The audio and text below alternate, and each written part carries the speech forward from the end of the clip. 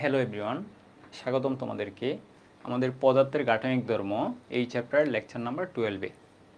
এর আগে আমরা এই চ্যাপ্টারে 11টি লেকচার কমপ্লিট করেছি। তো এর মধ্যে গিয়ে আমরা লাস্ট লেকচারে পৃষ্ঠটান সম্পর্কিত কনসেপ্ট এবং রিলেটেড কিছু ম্যাথ পড়েছিলাম।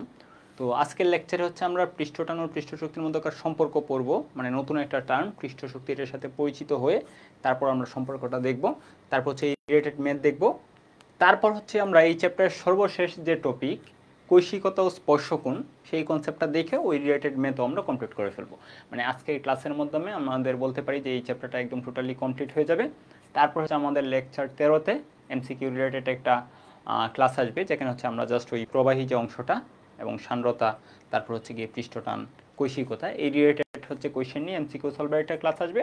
তারপর ফাইনালি একটা সিকিউ স্পেশাল ক্লাস আসবে। ঠিক আছে, তো সিকিউ স্পেশাল ক্লাসটা পরবর্তীতে আসবে, মানে লেট হবে। আর আমাদের এমসিকিউ যে স্পেশাল ক্লাসটা এটা আগামীকালকেই চলে আসবে। ঠিক আছে, তাহলে চলো আমরা দেরি না করে শুরু করে দিই। যেহেতু আজকে আমরা অনেকগুলো টপিক পড়বো, হয়তো ক্লাসটা একটু বড় হতে পারে, তাহলে আমরা কি আর সময়ক্ষেপণ না করি। ঠিক আছে, তাহলে আমাদের প্রথম যে ব্যাপারটা কেন লিখে আছে দেখো, এটা আমাদের পৃষ্ঠ শক্তি। ঠিক আছে, তাহলে এখন আমাদের জানতে হবে যে পৃষ্ঠ শক্তি ব্যাপারটা আসলে কি। এখন তোমাদের আমি একদম ইজি করে বোঝাই প্রথমে যে পৃষ্ঠ শক্তি ব্যাপারটা আসলে কি। আমরা লাস্ট ক্লাসে পৃষ্ঠটান পড়ছিলাম। তো ধরো এরকম একটা আয়তাকার বা বর্গাকার, এরকম একটা তুমি চারপাশে তার পেঁচানো আর কি, তার দিয়ে তুমি এরকম একটা কাঠামো তৈরি করছো, একটা ফ্রেম যেটাকে আমরা বলি। ঠিক আছে, ফ্রেম, এরকম একটা ফ্রেম তুমি তৈরি করছো। এখন এই ফ্রেমটা তুমি যদি সাবান পানি বা তরল পৃষ্ঠ, বিশেষ করে সাবান পানির মধ্যে যদি আমরা ডুবিয়ে আবার তুলি, তাহলে আমরা দেখবো যে এখানে গিয়ে কি হয়েছে, একটা জালিকার মতো বা গিয়ে যেটাকে আমরা বুদবুদ, মানে গোলাকার হলে বুদবুদ হয়, আর এমনিতে একটা জালিকার মতো এরকম একটা কাঠামো তৈরি হবে। মানে এই কাঠামোটা কি তখন এমনিতে যে ফাঁকা ছিল তখন আর ফাঁকা থাকবে না, তো সাবান পানির একটা পাতলা স্তর এখানে থাকবে। তো আমরা লাস্ট ক্লাস পর্যন্ত পড়ছিলাম যে এই যে স্তরটুকু, ঠিক আছে, এটা কিন্তু সবসময় কম ক্ষেত্রফল দখল করতে চাইবে। ঠিক আছে, ধরো এই স্তরটা পিছন দিকে গিয়ে ব্যাক করে কিভাবে গিয়ে কম ক্ষেত্রফল ধারণ করা যায় সেটা সে চেষ্টা করবে। ঠিক আছে, ধরো এই যে এই অংশটা আমরা যেহেতু যে এইরকমভাবে এই অংশটাকে একটু বৃদ্ধি করে দিছি, মানে এটা আরো বাহিরের দিকে কি প্রসারিত হইতে পারবে। ধরো তোমার এই যে এই অংশটা, এই যে দৈর্ঘ্যটা, এই দৈর্ঘ্যটা তুমি ধরো যে এটা আমরা ইচ্ছা করলে মুভ করতে পারি, মানে কি ইচ্ছা করলে এই পাশে চাপাতে পারি, ইচ্ছা করলে বাহিরের দিকে নিতে পারি। এখন এই কাঠামোটার এই দৈর্ঘ্যটা বরাবর কিন্তু তরল যে পৃষ্ঠটা বা সাবানের যে পৃষ্ঠটা, ওইটা কিন্তু গিয়ে কম এরিয়া দখল করার একটা টেন্ডেন্সি সে প্রদর্শন করতেছে।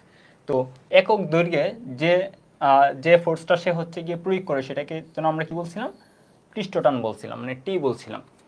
এখন এভাবে ধরো সে স্টেবল অবস্থায় আছে।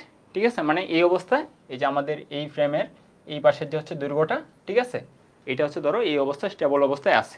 এখন আমি যদি তাকে গিয়ে এই প্রান্তটাকে এই পাশে নিতে চাই, ঠিক আছে, এই পাশে আরেকটু মনে করো কি করতে চাই, মুভ করাতে চাই, সরাতে চাই, তাহলে অবশ্যই এইদিকে যে সে টানটা ছিল, এই টানের বিরুদ্ধে আমার কাজ করতে হবে না।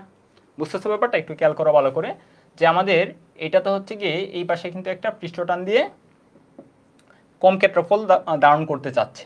এই পৃষ্ঠটানটাকে কিন্তু ইচ্ছা করলে আমরা কি করতে পারি, বলে কনভার্ট করতে পারি, যে কি পরিমাণ বল এখানে কাজ করতেছে, F = T × L। যেহেতু এই পাশের দৈর্ঘ্যটাকে আমি বলছি L দৈর্ঘ্য, তাহলে T × L এত পরিমাণ বল কিন্তু এখানে কাজ করতেছে। আমরা ধরে নিলাম এখানে যে পৃষ্ঠ, এখানে জাস্ট একটা পৃষ্ঠই, নর্মালি সাবান পানির দুইটা পৃষ্ঠ থাকে দুই দিকে, তো আমরা ওইটার চিন্তা করতেছি, আমরা এখানে চিন্তা করতেছি ধরো একটা পৃষ্ঠই, মানে তুমি ধরে নাও একটা পৃষ্ঠ, মানে জাস্ট তোমাদের বোঝানোর জন্য বলতেছি। তাহলে আমাদের টোটাল পৃষ্ঠটানজনিত বল F = T × L।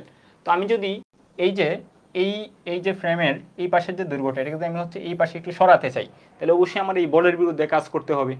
ঠিক আছে, আমার বলের বিরুদ্ধে কি করতে হবে, কাজ করতে হবে। যদি আমি এটাকে একটু সরাই, ধরো আমি এক্স পরিমাণ সরাবো এইদিকে, ঠিক আছে, ধরো আমি এইটাকে এক্স পরিমাণ সরাতে চাচ্ছি, এইদিকে নিয়ে এই যে এখানে নিতে চাচ্ছি, তাহলে আমার গিয়ে কি করতে হবে, অবশ্যই এখানে কাজ করতে হবে। এখানে কাজের পরিমাণটা কত হবে বলো তো, কাজের পরিমাণটা হবে F × X। F × X, তাহলে আমাদের F এর পরিমাণটা আমরা দেখলাম T × L, তাহলে X গিয়ে সরণ, তাহলে TLX পরিমাণ কাজ করতে হবে। মানে এখানে মেইন যে ব্যাপারটা, এখানে কিছু একটা কাজ করা লাগবে বা আমাকে একটা এনার্জি দিতে হবে। তো আমি কিন্তু তোমাদের বোঝানোর জন্য জাস্ট টি ইন্টু এল লিখছি, এখানে কিন্তু হচ্ছে দুইটা এল, মানে এই এলের জায়গায় কিন্তু হবে কি আরও 2 গুণন হবে। আমি জাস্ট বোঝানোর জন্য আপাতত, যে তুমি একটা পৃষ্ঠই তুমি আপাতত চিন্তা করে নেবে, সাবান পানির কিন্তু দুইটা পৃষ্ঠ থাকবে। আমি আপাতত তোমাদের বোঝানোর জন্য জাস্ট একটা পৃষ্ঠ বলতেছি, ঠিক আছে। তাহলে এফ হচ্ছে টিএল, মানে মেইন যে থিমটা আমি এখানে দিতে চাচ্ছি সেটা হচ্ছে এখানে তোমার একটা কাজ করতে হবে, ঠিক আছে। তো এই যে আমাদের কাজের পরিমাণটা, ঠিক আছে, এই কাজের পরিমাণটা যদি আমি হিসাব করি যে একক এরিয়াতে কতটুকু কাজ হয়েছে, ঠিক আছে, একক এরিয়ার বৃদ্ধিতে, ঠিক আছে। আমি হচ্ছে এখানে কিন্তু অবশ্যই যখন এই ফ্রেমের এই প্রান্তটাকে আমি এই পাশে সরাইছি, এতে করে কিন্তু এই ফ্রেমের একটা দৈর্ঘ্য কিন্তু পরিবর্তন হয়েছে, আর দৈর্ঘ্যের পরিবর্তনের ফলে তার কিন্তু কি এরিয়ারও পরিবর্তন হয়েছে, মানে এতটুকু এরিয়া, এই যে যেটাকে আমি হচ্ছে এরকমভাবে দিচ্ছি, এতটুকু এরিয়া কিন্তু বৃদ্ধি পাইছে, ঠিক আছে। এখন আমি যদি বলি কতটুকু এরিয়া বৃদ্ধি পাইছে, এই ক্ষেত্রে আমরা বলতে পারো এই দৈর্ঘ্য ছিল এল আর এই দৈর্ঘ্য ছিল হচ্ছে তোমার এক্স, তার মানে এল ইন্টু এক্স পরিমাণ এরিয়া বৃদ্ধি পাইছে। তো আমাদের আপাতত এটা দরকার নেই, আমরা জাস্ট এখান থেকে এটা বুঝতেছি যে হচ্ছে কি এরিয়া বৃদ্ধির জন্য তোমাকে কিছুটা এনার্জি দিতে হয়েছে বা কিছুটা কাজ করতে হয়েছে। এই যে প্রতি একক এরিয়া বৃদ্ধির জন্য যে পরিমাণ কাজটা করতে হয় সেটাকে বলা হয় পৃষ্ঠ শক্তি। এই প্রমাণটা আমরা পরবর্তী স্লাইডে আবার দেখব, বা এখন পর্যন্ত হচ্ছে যতটুকু দেখাই সেটা হচ্ছে তুমি নোট করে ফেলতে পারো, পরবর্তীতে আবার এখান থেকেই দেখাবো। তো চলো আগে আমরা হচ্ছে ডেফিনেশনটা দেখে ফেলি। তাহলে পৃষ্ঠ শক্তির ডেফিনেশনটা কিন্তু এখন তুমি নিজেই দিতে পারো, যে আমাদের হচ্ছে গিয়ে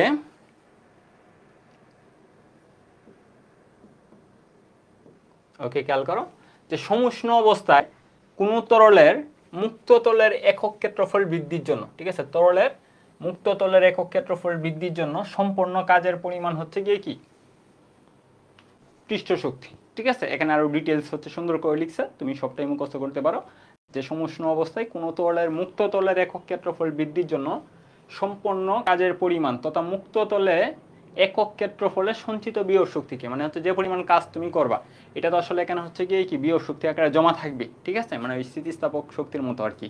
স্থিতিস্থাপক শক্তির সাথে এটা তুমি তুলনা করতে পারো, যে এটা হচ্ছে এইদিকে আসতে চাচ্ছিল তুমি ওইদিকে নিয়ে নিছো, ঠিক আছে। মানে হচ্ছে এই যে তারের জন্য, তার হচ্ছে গিয়ে কি তারকে যদি আমি হচ্ছে কি তার সাম্যাবস্থা থেকে আরও প্রসারণ করি, তাহলে এখানে একটা শক্তি যেরকম জমা হতো এখানেও একটা শক্তি জমা হবে, এই শক্তিটাকে আমরা বলছি পৃষ্ঠ শক্তি। তো আমরা যদি এখন পৃষ্ঠ শক্তির সূত্রটা নিয়ে আসি, যে সূত্রটা কেমন হবে দেখতে, তাহলে সূত্রটা চলো আমরা দেখি কেমন হয় পৃষ্ঠ শক্তির। তো আমরা হচ্ছে ধরো এরকমভাবে ফোর্স দিয়ে ডেল্টা এ পরিমাণ ক্ষেত্রফল বৃদ্ধি করছি, ঠিক আছে, ডেল্টা এ পরিমাণ ক্ষেত্রফল বৃদ্ধি করছি। তাহলে ডেল্টা এ ক্ষেত্রফলের জন্য, এই ডেল্টা এ বলতে এই ক্ষেত্রফলের পরিবর্তন বোঝাচ্ছে, ওকে, ক্ষেত্রফলের জন্য তোমার ধরো কাজ করতে হয়েছে ডাব্লিউ পরিমাণ,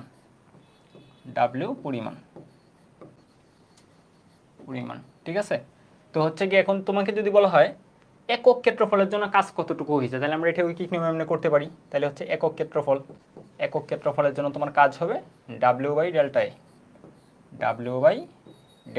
তাহলে এই ডাব্লিউ বাই ডেল্টা এ যেটা মানে একক ক্ষেত্রফলের জন্য যে কাজটা, এটাকে আমরা বলতেছি হচ্ছে গিয়ে কি পৃষ্ঠ শক্তি বা সারফেস এনার্জি, ঠিক আছে। এটা কি ই দ্বারা আমরা প্রকাশ করি, তাহলে ই সমান হচ্ছে তোমার ডাব্লিউ বাই ডেল্টা এ বলতে হচ্ছে তোমার ক্ষেত্রফলের পরিবর্তন, ডাব্লিউ বলতে হচ্ছে আমি কি পরিমাণ কাজ করলাম, আর ই হচ্ছে তোমার পৃষ্ঠ শক্তি, ঠিক আছে।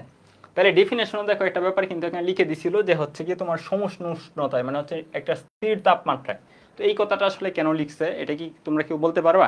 এই কথাটা লিখছে এর জন্য, আমি যদি হচ্ছে গিয়ে তরলের তাপমাত্রা চেঞ্জ করি তাহলে কিন্তু তোমার পৃষ্ঠটানও চেঞ্জ হয়, আমরা আগের ক্লাসগুলোতে পড়ছি।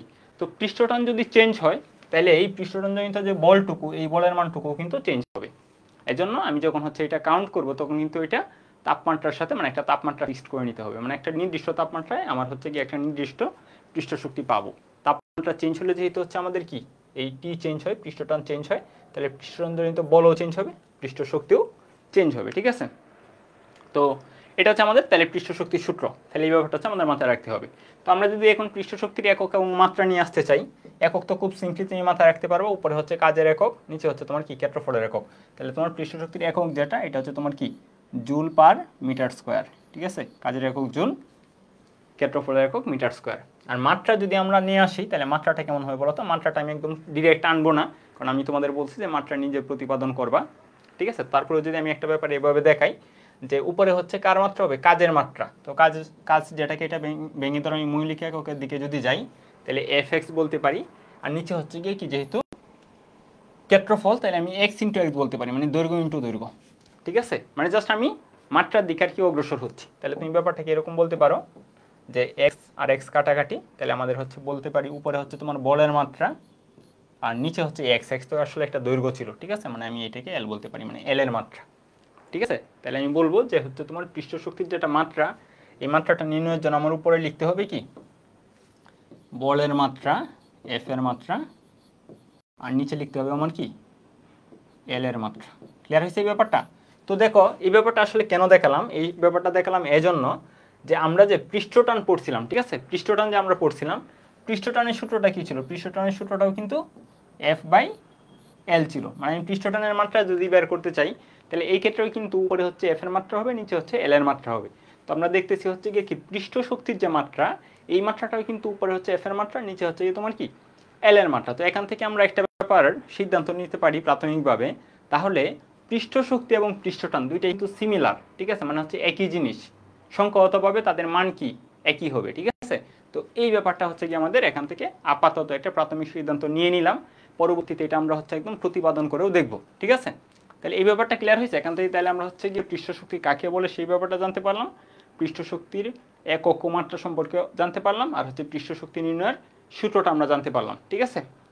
তো এখানে আরেকটা ব্যাপার ক্লিয়ার করে দিই একটু, এই সূত্রটা কিন্তু আমরা বেশিরভাগ সময় ইউজ করি, মেইনলি হচ্ছে কি ডাব্লিউ সমান ই ইন্টু ডেল্টা এর জন্য, ঠিক আছে। মানে আমাদের ই সমান ডাব্লিউ বাই ডেল্টা, এটা হচ্ছে সূত্রের মানে মেইন ফর্মটা, মানে পৃষ্ঠ শক্তি নির্ণয়ের। কিন্তু আমরা যখন অঙ্ক করবো বেশিরভাগ সময় আমাদের এই ডাব্লিউটাই নির্ণয় করতে বলা হয়, ঠিক আছে। মানে আমাদের দেখো পৃষ্ঠটানের যে সূত্র লাস্ট ক্লাসে আমরা পড়ছিলাম, টি সমান হচ্ছে তোমার কি এফ বাই এল, কিন্তু আমরা কোনো সময় কিন্তু এই টি বেশিরভাগ সময় বের করি নাই, ঠিক আছে, বা কোনো সময় বের করি নাই বলা চলে।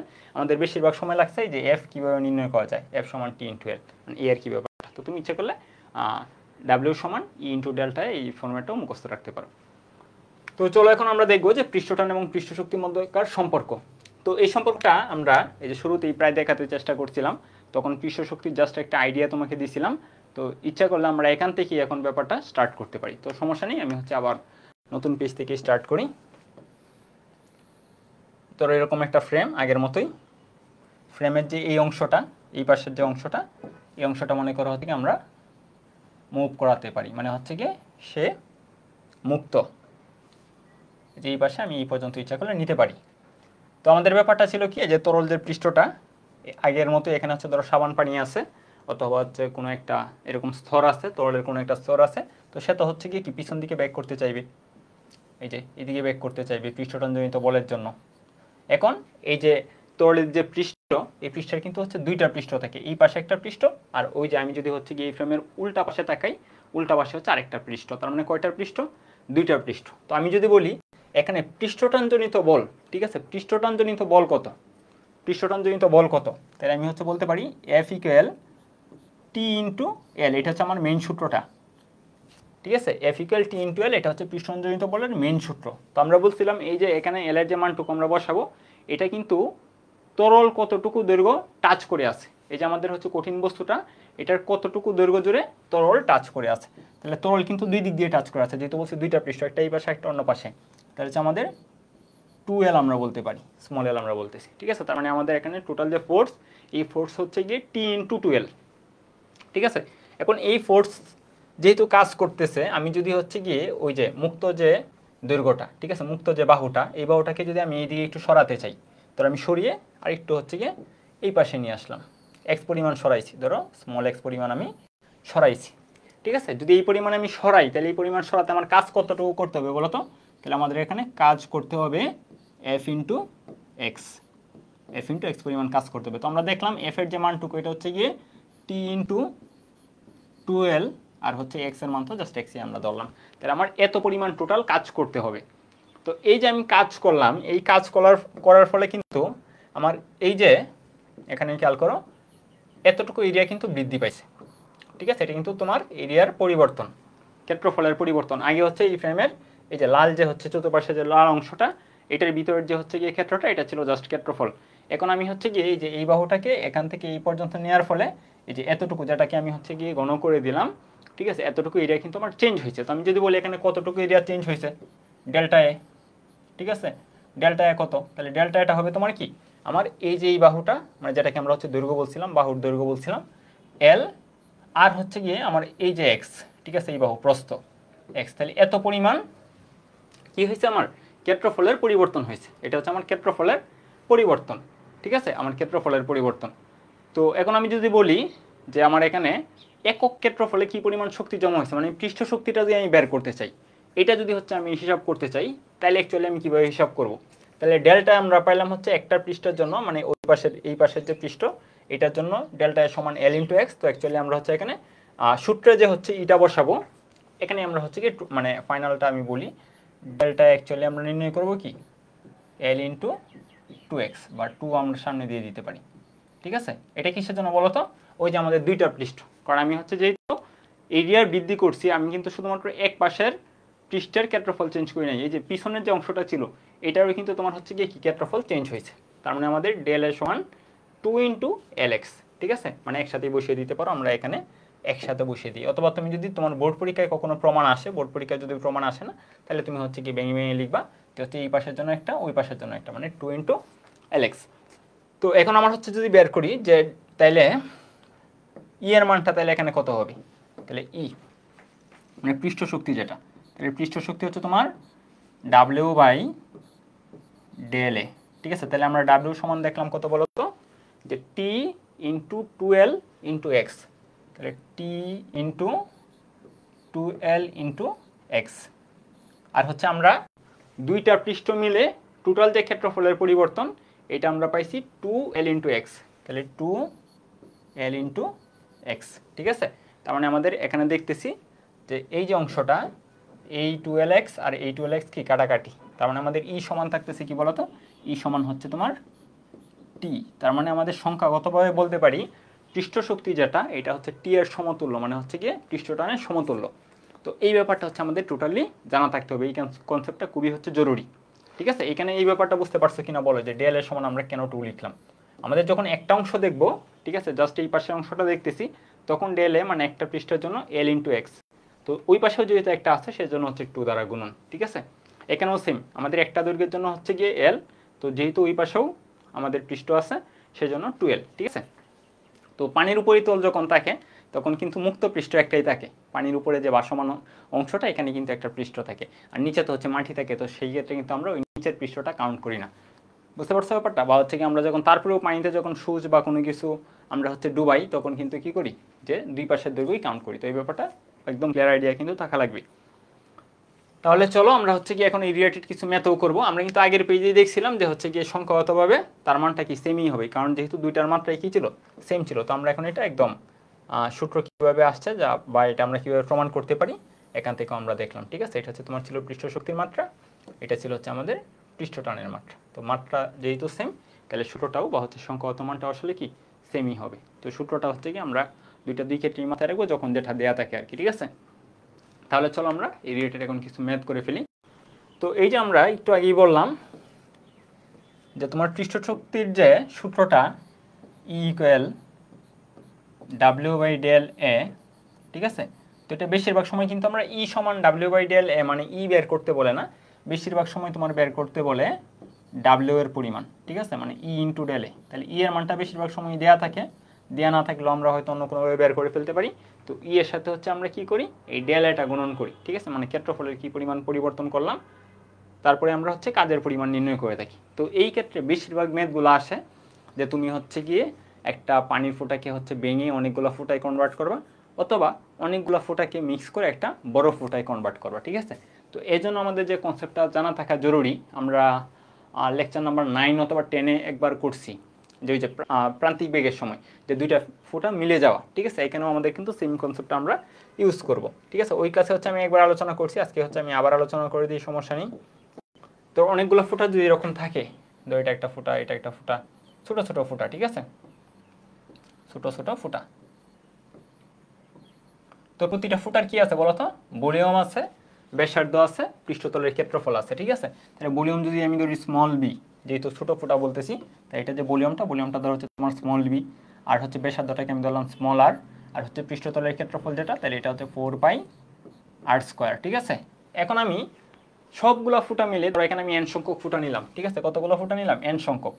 সবগুলো ফুটা মিলে যদি আমি একটা বড় ফুটায় কনভার্ট করি, ধরো একটা বড় ফুটায় নিয়ে আসলাম, তাইলে এখানে তোমাদের হচ্ছে একটা ব্যাপার খুবই মানে এটা মাস্ট কনসেপ্টটা থাকা লাগবেই, যে ধরো আমি এখানে হচ্ছে কি এন সংখ্যক যে ফুটা করলাম, তো তোমাদের প্রাথমিকভাবে মনে হতে পারে যে ছোট প্রতিটার যে হচ্ছে ব্যাসার্ধ, ঠিক আছে, এটা ছিল হচ্ছে আর ব্যাসার্ধ, তার মানে হচ্ছে বড়টার বা বড় মানে বড়টা যে হয়েছে সবগুলোকে মিলে যে একসাথে করছি, তার মানে মনে হয় এন সংখ্যক আর যুগ হবে, মানে এন আর হবে। এটা কিন্তু আমাদের প্রাথমিকভাবে আইডিয়া হইতে পারে যে ধরো হচ্ছে কি আমার একটা ফুটা 5 সেন্টিমিটার ব্যাসার্ধের, এটার সাথে 5 সেন্টিমিটার ব্যাসার্ধের আরেকটা ফুটা আমি মিক্স করলাম, মানে ফুটার ব্যাসার্ধ হচ্ছে কি তোমার 10 সেন্টিমিটার হয়ে যাবে। এটা কিন্তু ভুল আইডিয়া, মানে আমরা কিন্তু এখানে ফুটার যে হচ্ছে ব্যাসার্ধ কিন্তু সংরক্ষিত থাকবে না, মানে এই আর যেটা ব্যাসার্ধ এটা কিন্তু সরাসরি এনের সাথে গুণন করলে আমি বড় আর পাবো না, মানে এই কনসেপ্টটা বাদ।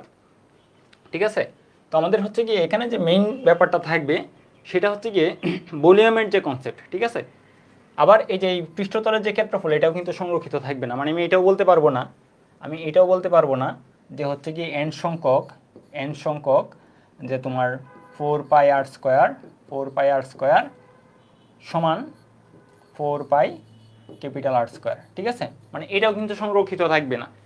আমি প্রতিটা যে হচ্ছে গিয়ে পৃষ্ঠতলের ক্ষেত্রফল, ধরো প্রতিটার পৃষ্ঠতলের ক্ষেত্রফল হচ্ছে 1 মিটার স্কোয়ার। ঠিক আছে, তো এরকম যদি আমি 100 ফুট একসাথে করি তাহলে বড়টার কিন্তু 100 মিটার স্কোয়ার পৃষ্ঠতলের ক্ষেত্রফল হবে না। যদি সমানেই হয়ে যায় তাহলে তো আর আমাদের এক্সট্রা কোনো কাজ করতে হবে না। ঠিক আছে, তাহলে আমাদের এই ধরনের মেথ আসারই কোনো প্রশ্ন আসে না। তার মানে আমাদের দেখো দ্বিতীয় যে ব্যাপারটা আমরা দেখালাম যে পৃষ্ঠতলের যে হচ্ছে গিয়ে ক্ষেত্রফল, সমগ্র পৃষ্ঠের ক্ষেত্রফল এইটাও সংরক্ষিত থাকে না, মানে আমাদের আরও সংরক্ষিত থাকে না, পৃষ্ঠতলের ক্ষেত্রফলও সংরক্ষিত থাকে না। এখানে আমাদের সংরক্ষিত থাকে জাস্ট ভলিউমটা। ঠিক আছে, এইটা হচ্ছে আমাদের সংরক্ষিত থাকে, মানে আমি এটাও প্রয়োগ করবো না এটাও প্রয়োগ করবো না, আমার এখানে ভলিউমটা সংরক্ষিত থাকে। এটা কিন্তু মাথায় রাখবো যে হচ্ছে আমি যদি অনেকগুলো ফোঁটা একসাথে করে বড় ফোঁটা কনভার্ট করি তাহলে হচ্ছে জাস্ট ভলিউম সংরক্ষিত থাকে।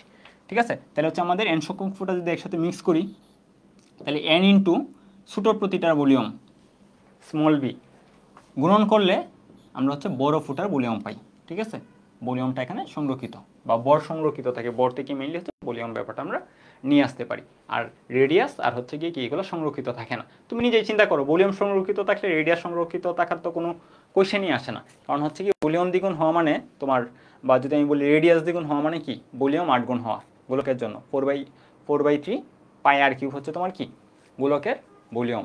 ভলিউম সংরক্ষিত থাকা মানে রেডিয়াস একদমই সংরক্ষিত থাকবে না।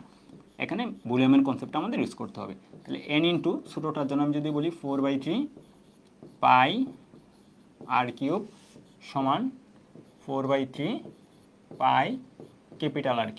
ক্যাপিটাল আর হচ্ছে বড়টার ব্যাসার্ধ আর হচ্ছে স্মলার হচ্ছে ছোটোটার ব্যাসার্ধ। তাহলে আমরা যে এই অংশগুলো কাটাকাটি করে ফেলতে পারি।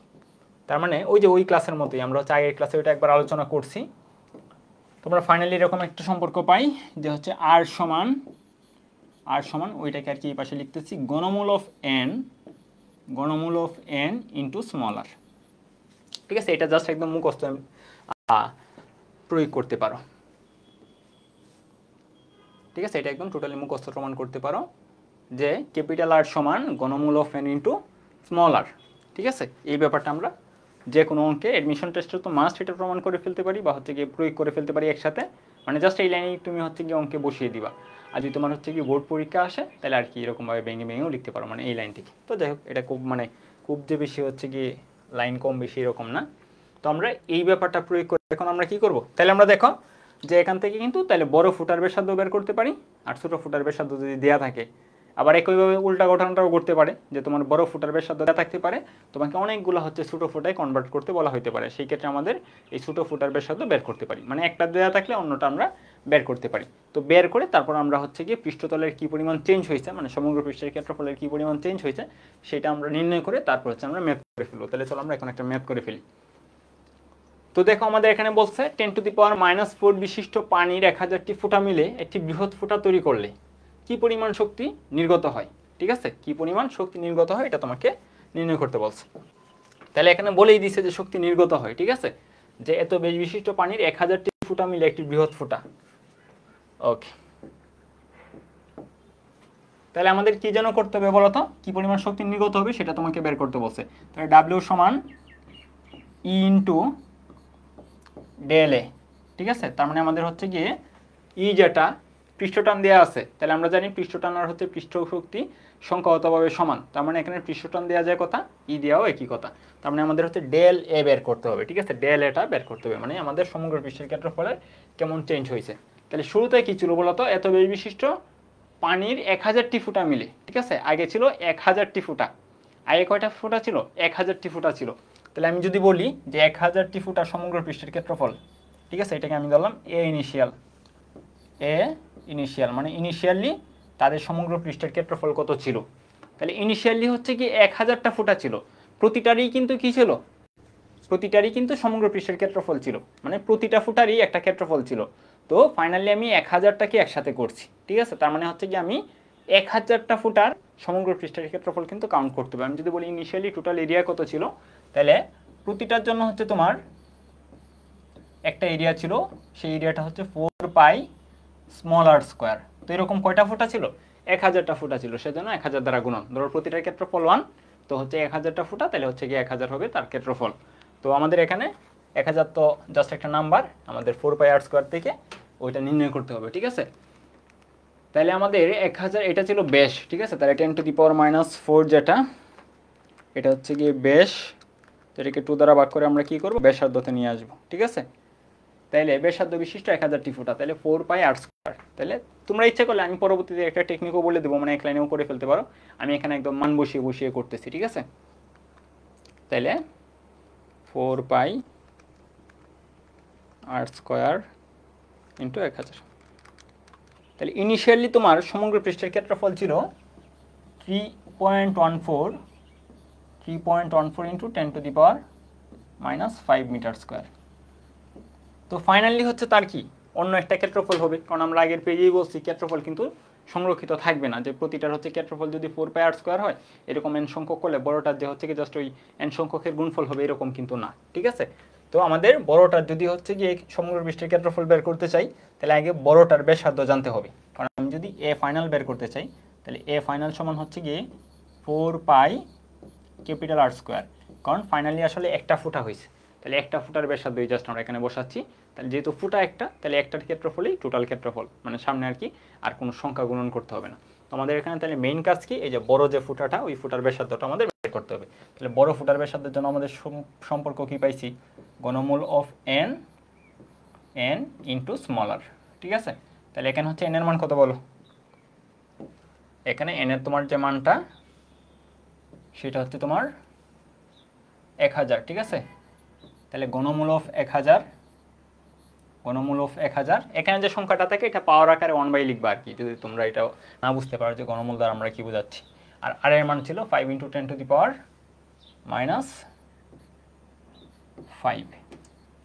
ঠিক আছে। তাহলে আমরা বড় ফুটার ব্যাসার্ধ নির্ণয় করে ফেললাম, ঠিক আছে, বড় ফুটার ব্যাসার্ধ নির্ণয় করে ফেললাম। তাহলে 1000, আমরা চলো এখন দেখি যে বড় ফুটার ব্যাসার্ধটা কত হয়। 1000⁻⁻1/3 ইন্টু 5 ইন্টু 10⁻⁻5। তাহলে বড় ফুটার ব্যাসার্ধ হচ্ছে তোমার 5 ইন্টু 10⁻⁻4, 5 ইন্টু 10⁻⁻4 মিটার। তাহলে বড় ফুটার আমরা কিন্তু ব্যাসার্ধ নির্ণয় করে ফেলছি। তাহলে চলো আমরা দেখি যে বড় ফুটার সমগ্র পৃষ্ঠের ক্ষেত্রফল কত হয়। তাহলে 4 পাই r², তাহলে 4 পাই ওকে। তাহলে সমগ্র পৃষ্ঠের ক্ষেত্রফল হচ্ছে গিয়ে 3.14 ইন্টু 10⁻⁻6। আচ্ছা, এটা কি আমি আবার দেখি, হ্যাঁ ঠিক আছে, 3.14। তোমরা আবার হচ্ছে গিয়ে মানে 2-3 বার করে চেক করবা, 10⁻⁻6। তাহলে এখান থেকে একটা ব্যাপার খেয়াল করো যে ছোট অবস্থায় যখন ফুটাগুলা ছিল তখন যে মোট ক্ষেত্রফল ছিল সেটা কিন্তু বেশি ছিল, 3.14 ইন্টু 10⁻⁵ ছিল কিন্তু তখন। আর আমরা দেখতেছি যখন সবগুলা ফুটাকে মিলিয়ে একসাথে কনভার্ট করছি তখন হচ্ছে সমগ্র পৃষ্ঠের ক্ষেত্রফল কিন্তু কি কমে গেছে কিছুটা।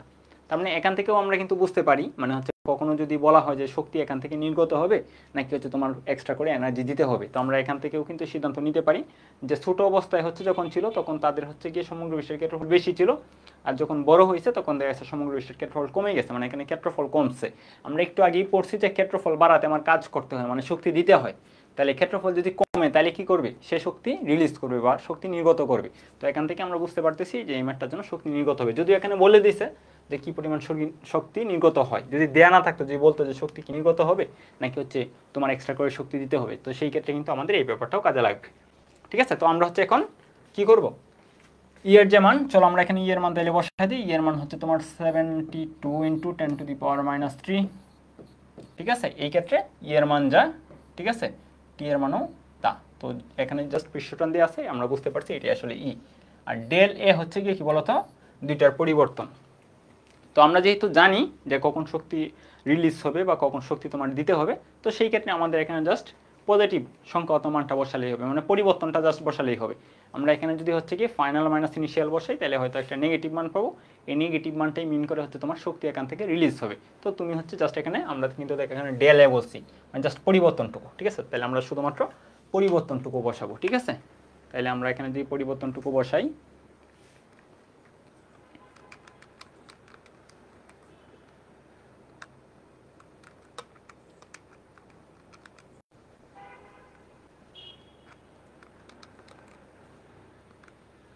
তাহলে আমরা পাবো এখানে 2.82,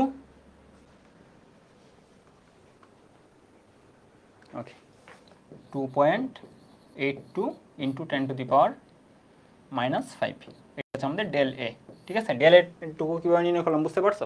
ডেল এর সমান হচ্ছে আমাদের, ডেল এ সমান ক্ষেত্রফলের পার্থক্য, মানে ফাইনাল মাইনাস ইনিশিয়ালি আমরা বলতে পারি। তো আমরা এখানে দেখতেছি এটা হচ্ছে বড়, এটা হচ্ছে ছোটো, এটা আমরা ইনিশিয়াল মাইনাস ফাইনাল লিখছি, ইনিশিয়াল মাইনাস ফাইনাল, ঠিক আছে। তুমি ইচ্ছা করলে ফাইনাল মাইনাস ইনিশিয়াল লিখে যে নেগেটিভ আসতো সেটাও করতে পারতা, কোনো ম্যাটার না। তো এখন এটার সাথে জাস্ট আমরা গ্রহণ করে দিলে টোটাল হচ্ছে গিয়ে কী পরিমাণ শক্তি নির্গত হবে সেটা আমরা পেয়ে যাব, 10⁻⁻3। তাহলে টোটাল নির্গত হওয়ার শক্তি হচ্ছে 2.03 ইন্টু 10⁻⁻6, ঠিক আছে। আর শক্তি একক হচ্ছে গিয়ে কি, জুল। তো এটা হচ্ছে তোমার অ্যান্সার, ঠিক আছে। তো এইটা হচ্ছে তোমার অ্যান্সার। সবাই বলো বুঝতে পারছো কি না? মানে এরকম আর কি ধাপে ধাপে আমাদের কাজটা করতে হবে। মেইন কাজ হচ্ছে এটা, আমাদের ধাপে ধাপে কাজটা করতে হবে। তুমি জাস্ট স্টেপ বাই স্টেপ করবা, দেখবা ফাইনালি হচ্ছে সবই মিলে গেছে, কোনো ইস্যু হবে না, ঠিক আছে। তো এখন হচ্ছে গিয়ে আমি যেটা বলতে চাইছিলাম যে আমরা তো এখানে বোর্ড পরীক্ষার জন্য সব এরকম ভেঙে করলাম, যে এ ইনিশিয়াল বের করলাম, ঠিক আছে। শুরুতে যে হচ্ছে টোটাল ক্ষেত্রফল ছিল, তারপরে হচ্ছে গিয়ে কি এই যে এই কনসেপ্টটা ইউজ করে আমরা হচ্ছে টোটাল যে বড় ফুটার যে ব্যাসার্ধ হবে সেটা বের করলাম, তারপরে হচ্ছে বড় ফুটার ক্ষেত্রফল বের করলাম, তারপরে পার্থক্য বের করলাম। তুমি ইচ্ছা করলে এটাকে এক লাইনেও এরকমভাবে করতে পারতো, ঠিক আছে। খেয়াল করো এক লাইনে কীভাবে বের করতে পারতা, তুমি যদি অ্যাডমিশনে করো, অ্যাডমিশনে, তাহলে হচ্ছে তুমি যে কাজটা করবা, যে তুমি তো জানো হচ্ছে ডাব্লিউ সমান কি, ই ইন্টু ডেল এ। তো ই এর মানটা একদম সরাসরি দেওয়া থাকে, এটা পৃষ্ঠ শক্তির মাধ্যমে হোক অথবা হচ্ছে গিয়ে পৃষ্ঠ টানের মাধ্যমে হোক, তাহলে ই এর মধ্যেই থাকবে। আর ডেল একে আমরা বলতে পারি হচ্ছে গিয়ে কি, যে ছোটো যে ফুটাগুলা, অলওয়েজ মাথায় রাখবা, ছোটো ফুটাগুলার সমগ্র পৃষ্ঠের ক্ষেত্রফল বেশি হয়, ঠিক আছে। ছোটো অবস্থায়, মানে ছোটো ধরো 5টা আছে, তাহলে 5টাই একটু একটু করে হচ্ছে গিয়ে কি ক্ষেত্রফল দখল করে, ঠিক আছে, বা সমগ্র পৃষ্ঠের ক্ষেত্রফল থাকে। তো এইগুলো মিলে আসলে হিউজ পরিমাণ ক্ষেত্রফল হয়। আর যদি এই সবগুলোকে আমি হচ্ছে গিয়ে কী করতে পারি, একসাথে করতে পারি, তাহলে হচ্ছে দেখা যায় তাদের মানে সামগ্রিকভাবে তার যে পৃষ্ঠশক্তির পৃষ্ঠতলের ক্ষেত্রফলটা সেটা কমে যায়। তার মানে আমরা বলতে পারি এখানে যে ছোটো সবগুলার ক্ষেত্রফল, মানে এন ইন্টু স্মল এ, আমি বলতেছি ধরো এন ইন্টু স্মল এ বললাম, স্মল এ বলতে বোঝাচ্ছি যে ছোটো একটা সমগ্র পৃষ্ঠের ক্ষেত্রফল, এন হচ্ছে তোমার ফুটার সংখ্যা, তার মানে এন ইন্টু ছোটো এ হচ্ছে কি সবগুলা মিলে যে পৃষ্ঠতলের ক্ষেত্রফল হচ্ছে, মাইনাস হচ্ছে ক্যাপিটাল এ, ঠিক আছে, মানে বড়টার পৃষ্ঠতলের ক্ষেত্রফল, ঠিক আছে। তার মানে আমাদের ফাইনালি এরকম লিখতে পারি, এন 4πr², ঠিক আছে, 4πr² মাইনাস 4π R²। তো এখন তুমি দেখো এখানে হচ্ছে গিয়ে 4π আছে, আবার এখানেও কি 4π আছে, তাহলে ইচ্ছা করলে তুমি 4π কমন নিয়ে, তাহলে তুমি 4π কমন নিয়ে সব কিছু তো ঠিকঠাক আছে তাই না, এন ইন্টু এ, ওকে, তাহলে ই ইন্টু 4π ইচ্ছা করলে বাহিরে নিয়ে আসতে পারো, 4π nr² মাইনাস ক্যাপিটাল R², ঠিক আছে। এরকমভাবে তুমি কাজটা করতে পারো, ঠিক আছে, nr² মাইনাস হচ্ছে গিয়ে ক্যাপিটাল R²। তো তোমাকে যদি হচ্ছে গিয়ে এই আরটাও মানে নির্ণয় করতে হয় কখনো কখনো, তাহলে এই আর এর মানটা কীভাবে নির্ণয় করবা, জাস্ট রিপ্লেস করে দিবা। যদি তোমাকে কখনো হচ্ছে স্মল আর নির্ণয় করতে বলা হয়, ধরো হচ্ছে কি যে একটা অঙ্কে তো জাস্ট একটার মান দেওয়া থাকবে, ধরো ছোটো ফুটা একসাথে করে বড় করছো, তাহলে হচ্ছে তোমার ছোটো ফুটার ব্যাসার্ধ দেওয়া থাকবে, এই বড়টা আগে নির্ণয় করতে হবে, তাহলে যে বড়টা ওই যে ওই পাশের যে সম্পর্কটা ছিল এখান থেকে নির্ণয় করে ফেলবা, যে আর সমান ঘনমূল অফ এন স্মল আর, ঠিক আছে। তো এখান থেকে আসলে তুমি আর এর যে ভ্যালুটা, এই যে এখান থেকে আরটা বসিয়ে দিবা, আর যদি তোমাকে হচ্ছে বড় ফুটা দেওয়া থাকে আর হচ্ছে তোমার এই যে ছোটোটা বের করতে বলা হয়, ঠিক আছে, বা বের করার প্রয়োজন হয়, তাহলে এখানে বসিয়ে দিবা ক্যাপিটাল আর বাই, মানে ইচ্ছে করলে এখানেও বসাতে পারো অথবা সাইড নোটে এখান থেকে আর অথবা হচ্ছে গিয়ে স্মল আর, ঠিক আছে, নির্ণয় করে ফেলো। তো তাহলে আর কি তুমি জাস্ট এই এক সূত্র বসেই কাজটা করে ফেলতে পারো, মানে তুমি জাস্ট টোটালি এটা মুখস্থ রাখতে পারো। তো টোটালি এটা মুখস্থ রাখতে পারো। তো এখান থেকে তুমি যদি আরেকটু মডিফাই করো, মানে যদি করতে চাও, তাহলে এমসিকিউ এর জন্য ছোটো ফোঁটা থেকে বড় হোক অথবা বড় ফোঁটা থেকে ছোটো হোক, এটার জন্য হচ্ছে তুমি জাস্ট এমসিকিউ এর জন্য মানে এই কাজটা আর করতে হয় না। মানে এখানে তুমি যদি আর এর মানটা বসাও, এই যে আর এর মানটা তুমি যদি এখানে বসায় দাও, তাহলে দেখবে সবগুলো ইনফরমেশন স্মল আর এর মাধ্যমে চলে আসছে, আর এখানে এন এর একটা সম্পর্ক হয়েছে, ঠিক আছে। ওইটা জাস্ট এমসিকিউ এর জন্য। আমি তোমাদের জন্য এমসিকিউ স্পেশাল বা হচ্ছে যখন চ্যাপ্টার শেষ হবে সবগুলা চ্যাপ্টার মিলে কি কি ধরনের শর্টকাট হইতে পারে, এটার জন্য আরেকটা এমসিকিউ স্পেশাল বা হচ্ছে শর্টকাট স্পেশাল ক্লাস নেব না, তো ওইখানে আলোচনা করে দেবো না, আপাতত আর ক্লাস বড় করবো না, ঠিক আছে। কেন হচ্ছে তাহলে ব্যাপারটা, তাহলে চলো এখন আমরা হচ্ছে এই রিলেটেড আরও কয়টা ম্যাথ আছে যেগুলো তোমাদের হোমওয়ার্ক থাকবে, ঠিক আছে। তোমাকে বলছে কোনো পারফিউমের প্রতি চাপে 0.002 মিটার কিউব বের হয়ে, মানে এত আয়তন বের হয়ে আর কি, এখানে টাইপিং মিস্টেক, আচ্ছা ধরো বের হয়ে এত আয়তন আর কি বের হয়ে 1000 সংখ্যক স্প্রে ফুটায় পরিণত হয়। যদি পারফিউমের বোতলে তাপমাত্রা 20 ডিগ্রি সেলসিয়াস হয়, তবে স্প্রের কণাগুলার তাপমাত্রা কত হবে? তাহলে খেয়াল করো, এই ক্ষেত্রে কি হবে, আমাদের হচ্ছে গিয়ে এই যে এত মিটার কিউব আয়তন বের হয়েছে, ঠিক আছে, বের হয়ে 1000 সংখ্যক ফুটা হয়েছে। তো এই ক্ষেত্রে কি তাকে শক্তি দিতে হবে নাকি সে শক্তি রিলিজ করবে? এই ক্ষেত্রে কিন্তু তাকে অবশ্যই আমাকে শক্তি দিতে হবে, কারণ ছিল একটা ফুটা, ঠিক আছে, এত ভলিউম একটা ফুটা ছিল, ধরো এখান থেকে 1000 সংখ্যক ফুটায় পরিণত হয়েছে, তার মানে হচ্ছে কি এখানে কিন্তু ক্ষেত্রফল বৃদ্ধি পাইছে। কারণ একটার যে হচ্ছে সমগ্র বিশ্বের ক্ষেত্রফল ছিল, এইগুলো কিন্তু আমি ভেঙে অনেকগুলো ফুটায় কনভার্ট করি, তাহলে এই ক্ষেত্রে হচ্ছে তোমার অবশ্যই ক্ষেত্রফল বাড়বে। তো এই ক্ষেত্রে অবশ্যই আমাকে এনার্জি দিতে হবে, ঠিক আছে। তো তাহলে চলো আমরা দেখি যে এই ক্ষেত্রে কি পরিমাণ এনার্জি আমাকে দিতে হবে। তাহলে ডাব্লিউ সমান যে পরিমাণ কাজ করতে হয় সেটা তো হচ্ছে তোমার কি দেয়া এনার্জি, তাই না? তাহলে ই ইন্টু ডেল এ। তাহলে ই এর মান হচ্ছে, দেখো এখানে সরাসরি দেয়া আছে কিনা, দেয়া থাকার কথা। আচ্ছা, প্রতি চাপে এত বের হয়ে এত সংখ্যক স্প্রে ফুটায় পরিণত হয়, যদি পারফিউমের বোতলের তাপমাত্রা 20 ডিগ্রি সেলসিয়াস হয়, তবে হচ্ছে কি কণাগুলোর তাপমাত্রা কত। তাহলে এখানে তোমাকে ই এর মান দেয়া নেই, মানে পৃষ্ঠ শক্তির মানটা দেয়া নেই। ওকে, পৃষ্ঠ শক্তির মান যদি দেয়া না থাকে তো এটা হচ্ছে একটু করা টাফ হবে। ওকে, সমস্যা নেই, আমরা হচ্ছে অগ্রসর হইতে থাকি। মানে নর্মালি হচ্ছে দেয়া থাকবে, এখানে হয়তো টাইপিং মিস্টেক হইতে পারে, হয়তো মানটুকু দেয়া নেই, ঠিক আছে। তো আমরা চলো দেখি যে হচ্ছে কী পরিমাণ শক্তি এখান থেকে রিলিজ হবে। তাহলে আমাদের হচ্ছে ডেল এটা বের করতে হবে। তাহলে ডেলে যেন আমরা হচ্ছে এক লাইনে কীভাবে বের করে ফেলতে পারি এখন থেকে আর আমরা ওই জায়গার মতো ভেঙে যে করবো এরকম না। আমরা হচ্ছে কি যেহেতু জানি যে ছোটো অবস্থায় তাদের হচ্ছে সবগুলার যোগফল অনেক বেশি হয়, তাহলে n ইন্টু 4 পাই স্মল আর স্কোয়ার, ঠিক আছে। তাহলে ছোটো প্রতিটার হচ্ছে গিয়ে ব্যাসার্ধ করতে হবে, সেটা কিন্তু এখন আমরা জানি না। তো আমরা হচ্ছে গিয়ে এটা বের করে নেব, আর হচ্ছে বড় অবস্থায় 4 পাই ক্যাপিটাল আর স্কোয়ার, ঠিক আছে। তাহলে চলো আমরা এখন দেখি যে বড়টার আসলে হচ্ছে কি তোমার ব্যাসার্ধ কত ছিল, ঠিক আছে। এখানে ভলিউম দেওয়া আছে, ঠিক আছে। তো ভলিউম থেকে ইচ্ছা করলে আমরা কী করে ফেলতে পারি, ব্যাসার্ধ বের করে ফেলতে পারি। ভলিউম দেওয়া আছে, তাহলে আমরা জানি ভলিউমের সূত্র 4/3 পাই ক্যাপিটাল আর কিউব। বড়টার ভলিউম কিন্তু দেওয়া আছে, এই ভলিউমটা হচ্ছে তোমার 0.002, ঠিক আছে, 0.002। ওকে, তাহলে 0.002 ইন্টু 3/4 ওকে, তাহলে 1.14 ইন্টু 10⁻⁻1। তাহলে প্রথমটা যে হচ্ছে ব্যাসার্ধ, এই ব্যাসার্ধটা হচ্ছে 1.14 ইন্টু 10⁻⁻1 মিটার, ঠিক আছে। তো আমরা এখন কি করব, ওই যে শর্টকাটটা যে আমরা শিখছিলাম যে হচ্ছে আর সমান ঘনমূল অফ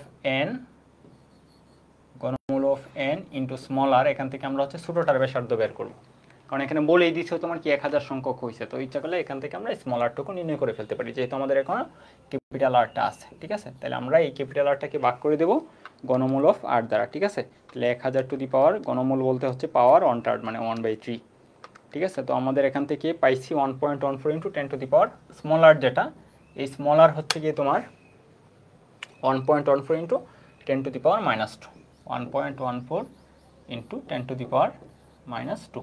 তুমি কিন্তু একটা শর্টকাট ইচ্ছা করলে মুখস্থ করতে পারো যে যদি এরকম 1000 ফুটা কখনো বলে যে 1000 ফুটায় ভাগ করা হয়েছে, তাহলে এই 1000কে ঘনমূল করলে কিন্তু 10 হয়, ঠিক আছে। তার মানে আর সমান মানে ক্যাপিটাল আর সমান 10 আর লিখে ফেলতে পারো এক লাইনে। আমি তোমাদের এখানে বোঝানোর জন্য ক্যালকুলেটর দিয়ে প্রতিটা লাইন করতেছি যাতে কোনোভাবে ভুল না হয়। তো তোমরা ইচ্ছা করলে যদি কখনো পাও যে 1000 ফুটা, ঠিক আছে, 1000 ফুটা, তো সেই ক্ষেত্রে অবশ্যই জাস্ট একটা 10 সামনে বসায় দিলে হবে, ছোটো আটটার সামনে একটা 10 বসায় দিলে হবে। তো পরীক্ষার হলে বোর্ড পরীক্ষা আসলে অবশ্যই মানে লাইন টু লাইন লিখতে চেষ্টা করবো, ঠিক আছে। তো আমরা তাহলে দেখা গেল যে আমাদের ক্যাপিটাল আর এটাও পেয়ে গেছি, স্মল আর যেটা এটাও পেয়ে গেছি। তাহলে এখান থেকে আমরা কি করব, এই যে এখান থেকে ডেল এটা খুব সুন্দর করে বের করে ফেলতে পারবো, ঠিক আছে। ডেল এ আমরা খুব সুন্দর করে বের করে ফেলতে পারবো। তাহলে 4 পাই কমন নিয়ে নাও, তারপর তাহলে তোমার থাকবে 1000 ইন্টু এটা square 1.14 into 10 to the power minus 2।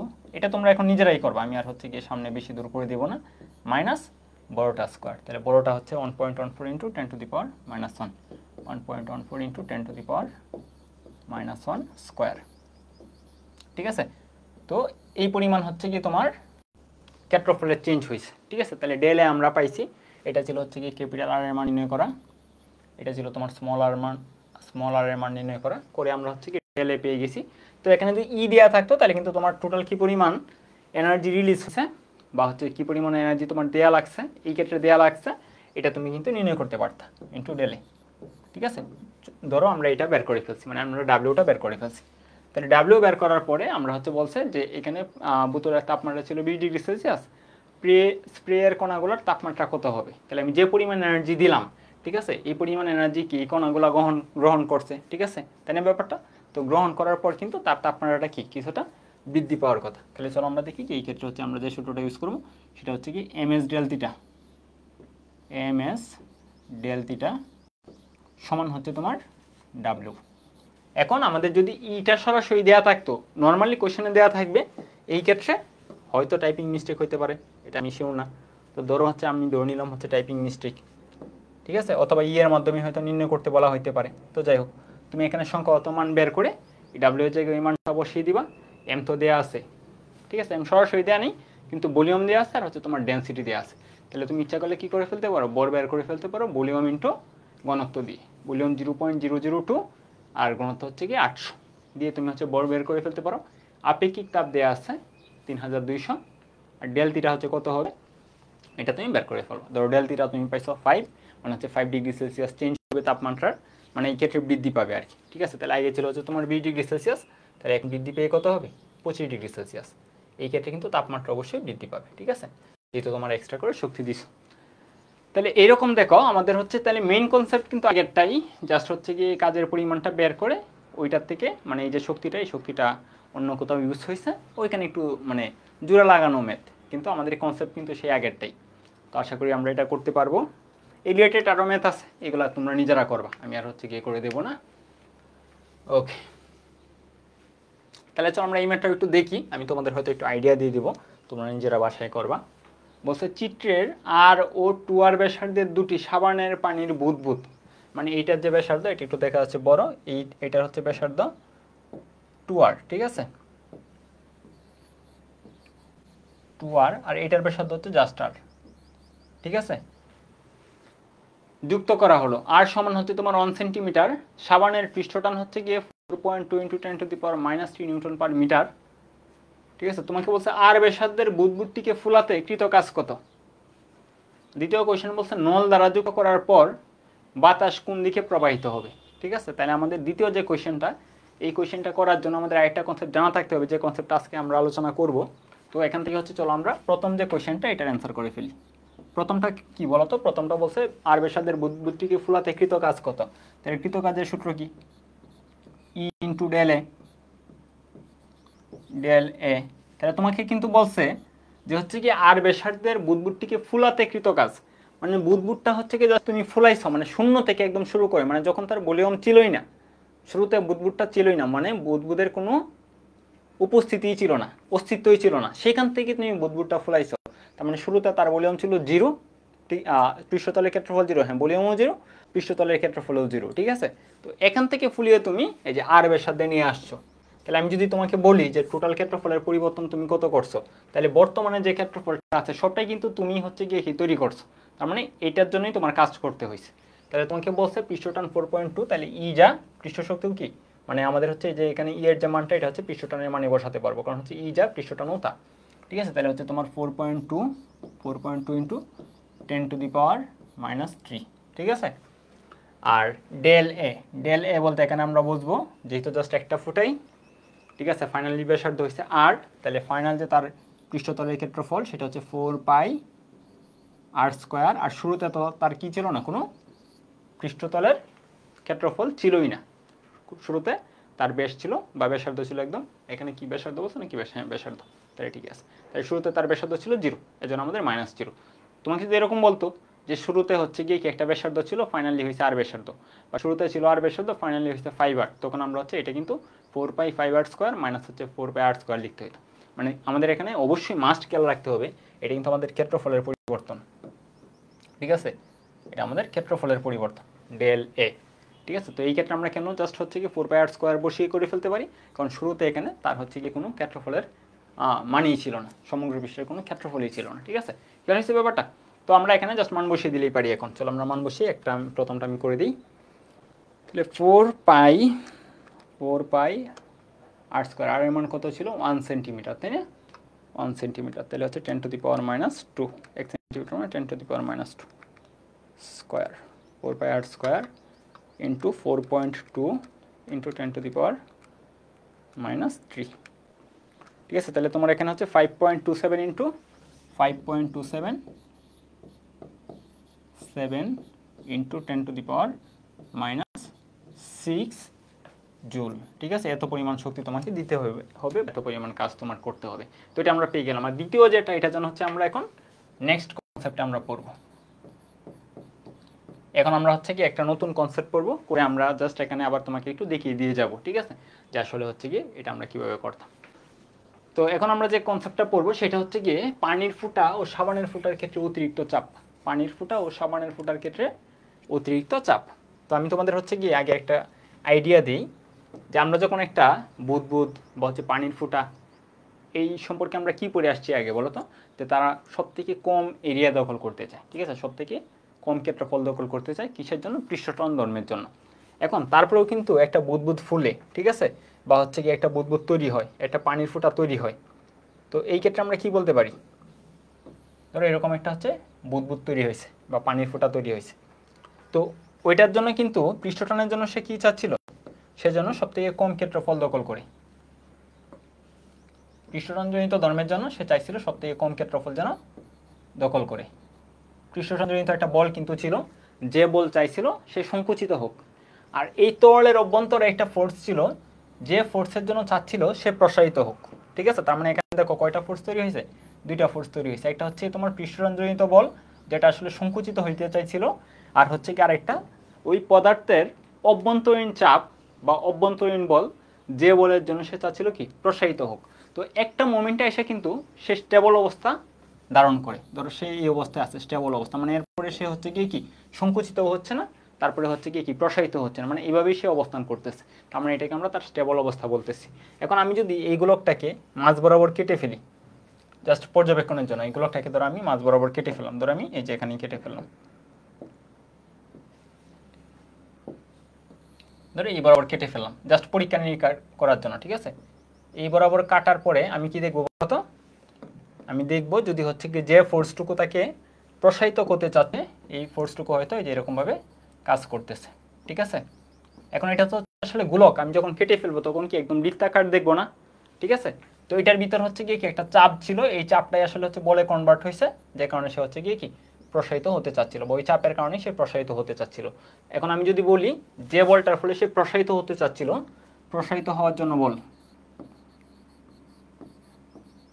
যে বলের ফলে সে প্রসারিত হতে চাচ্ছিল, ঠিক আছে। আমি আর ডিটেলসে লিখতেছিলাম, ধরো প্রসারিত হওয়ার জন্য বল, এখানে যদি হচ্ছে ভিতরে যে অতিরিক্ত একটা প্রেশার থাকে, ধরো এই প্রেশারটাকে আমরা পি বলতেছি, এই প্রেশারটুকুই আমাদের হচ্ছে এখানের মেইন কনসেপ্ট। তাহলে ভিতরে ধরো হচ্ছে একটা প্রেশার ছিল, সেই প্রেশারটাকে আমরা হচ্ছে পি বলতেছি, ভিতরে যে প্রেশারটা সেটাকে পি বলতেছি।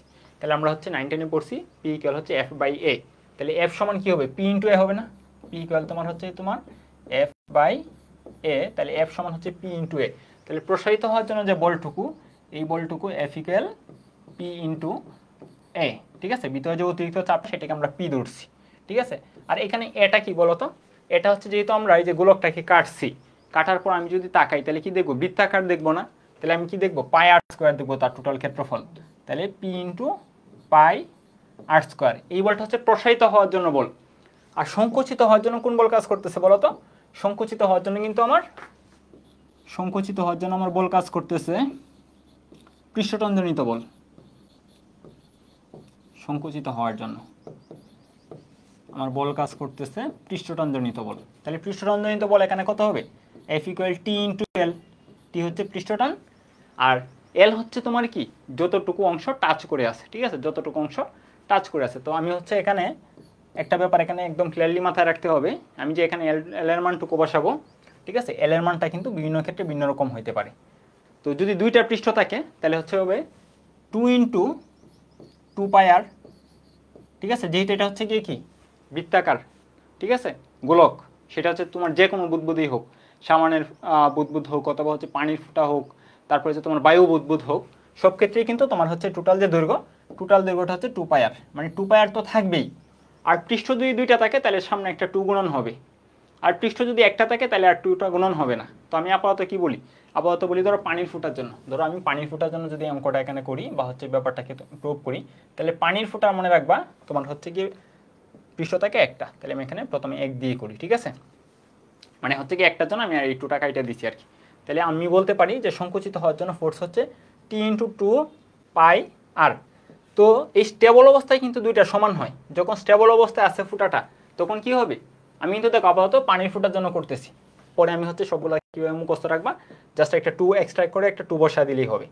ঠিক আছে, এখানে দেখো যে 2টা যে আমি কাইটা দিছি এই পানির ফুটার জন্য, আমি আগে পানির ফুটার জন্য করতেছি, কারণ পানির ফুটার জন্য পৃষ্ঠ থাকে তোমার একটা।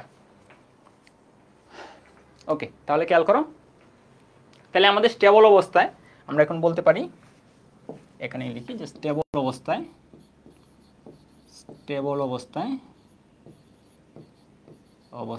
দুইটা কি হবে, সমান হবে। তোমার যতটুকু ফোর্স হচ্ছে প্রসারিত করতে চাইবে, ঠিক ততটুকু ফোর্সই হচ্ছে গিয়ে কি সংকুচিত করতে চাইবে, এর জন্যই মূলত তারা স্টেবল অবস্থায় থাকবে। ঠিক আছে, তো স্টেবল অবস্থায় তোমার হচ্ছে গিয়ে এই পি 4 পাই আর স্কোয়ার সমান হচ্ছে গিয়ে টি ইন্টু 2 পাই আর। তাহলে পি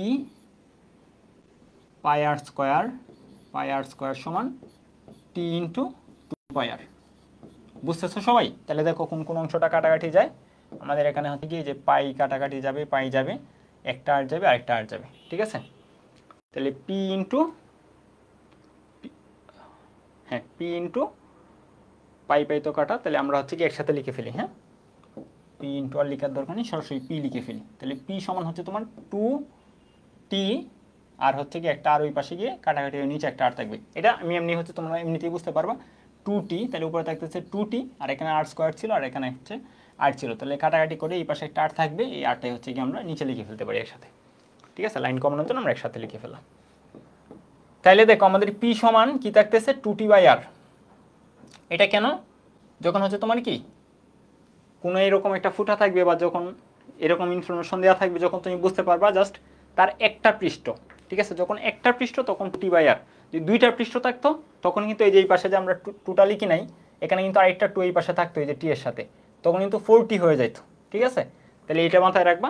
যে আমি তাহলে একটু সামারি করে দিই, যে যদি একটা পৃষ্ঠ থাকে, যদি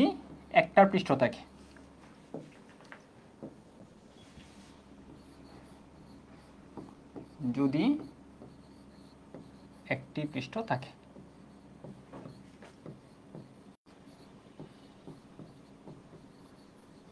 তাহলে একটা পৃষ্ঠ কাট থাকে, তাহলে তোমার সূত্রটা হবে পি সমান, তাহলে পি যেটাকে আমরা অতিরিক্ত চাপ বলি বা ডেল পি বলতে পারি, সমান হচ্ছে তোমার 2t বাই আর।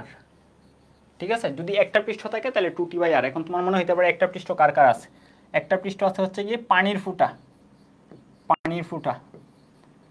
ফুটাটা হচ্ছে গিয়ে কি ভিতরে তো একদম তরল দ্বারা পূর্ণ, তাহলে জাস্ট হচ্ছে একটা পৃষ্ঠ থাকে, একটা পৃষ্ঠ বায়ুর সংস্পর্শে একটা পৃষ্ঠ থাকে, যেটা আমরা হচ্ছে বুঝতে পারি। তারপর হচ্ছে তোমার কি থাকে, বায়ুর যে বুদবুদ, বায়ুর বুদবুদ তারও একটা পৃষ্ঠ, ঠিক আছে। তাহলে একটা পৃষ্ঠ, সেজন্য আমি এই সূত্র ইউজ করবো 2t/r। যদি দুইটা পৃষ্ঠ থাকে তাহলে 4t/r। দুইটা যদি তোমার পৃষ্ঠ থাকে, দুটি পৃষ্ঠ, ধরো পৃষ্ঠ দুইটা, দুটি পৃষ্ঠ, দুইটা পৃষ্ঠ যদি তোমার থাকে তাহলে তোমার এই সূত্রটা হয় p সমান 4t/r, 4t/r। এখন দুইটা পৃষ্ঠ কার কার থাকে, সাবানের বুদবুদ আর হচ্ছে পানির বুদবুদ, ঠিক আছে। সাবানের বুদবুদ আর হচ্ছে পানির বুদবুদ, সাবান বুদবুদ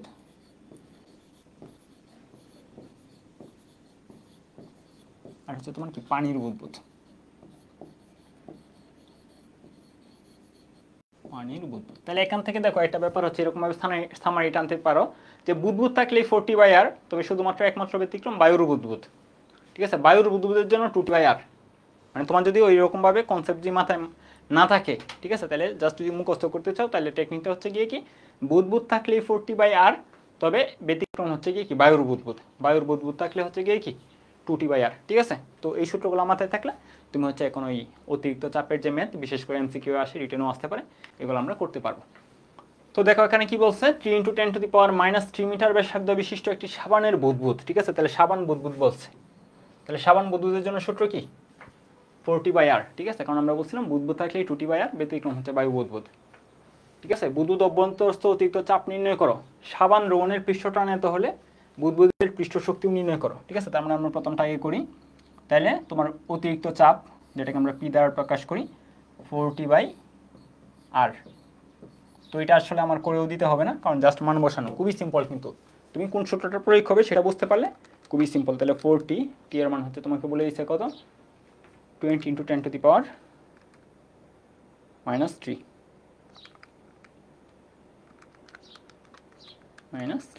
ভাগ হচ্ছে r। তাহলে এটার ব্যাসার্ধ কত, ব্যাসার্ধ সরাসরি দেওয়া আছে 3 × 10⁻³, 3 × 10⁻³ এই হচ্ছে তোমার কাজ।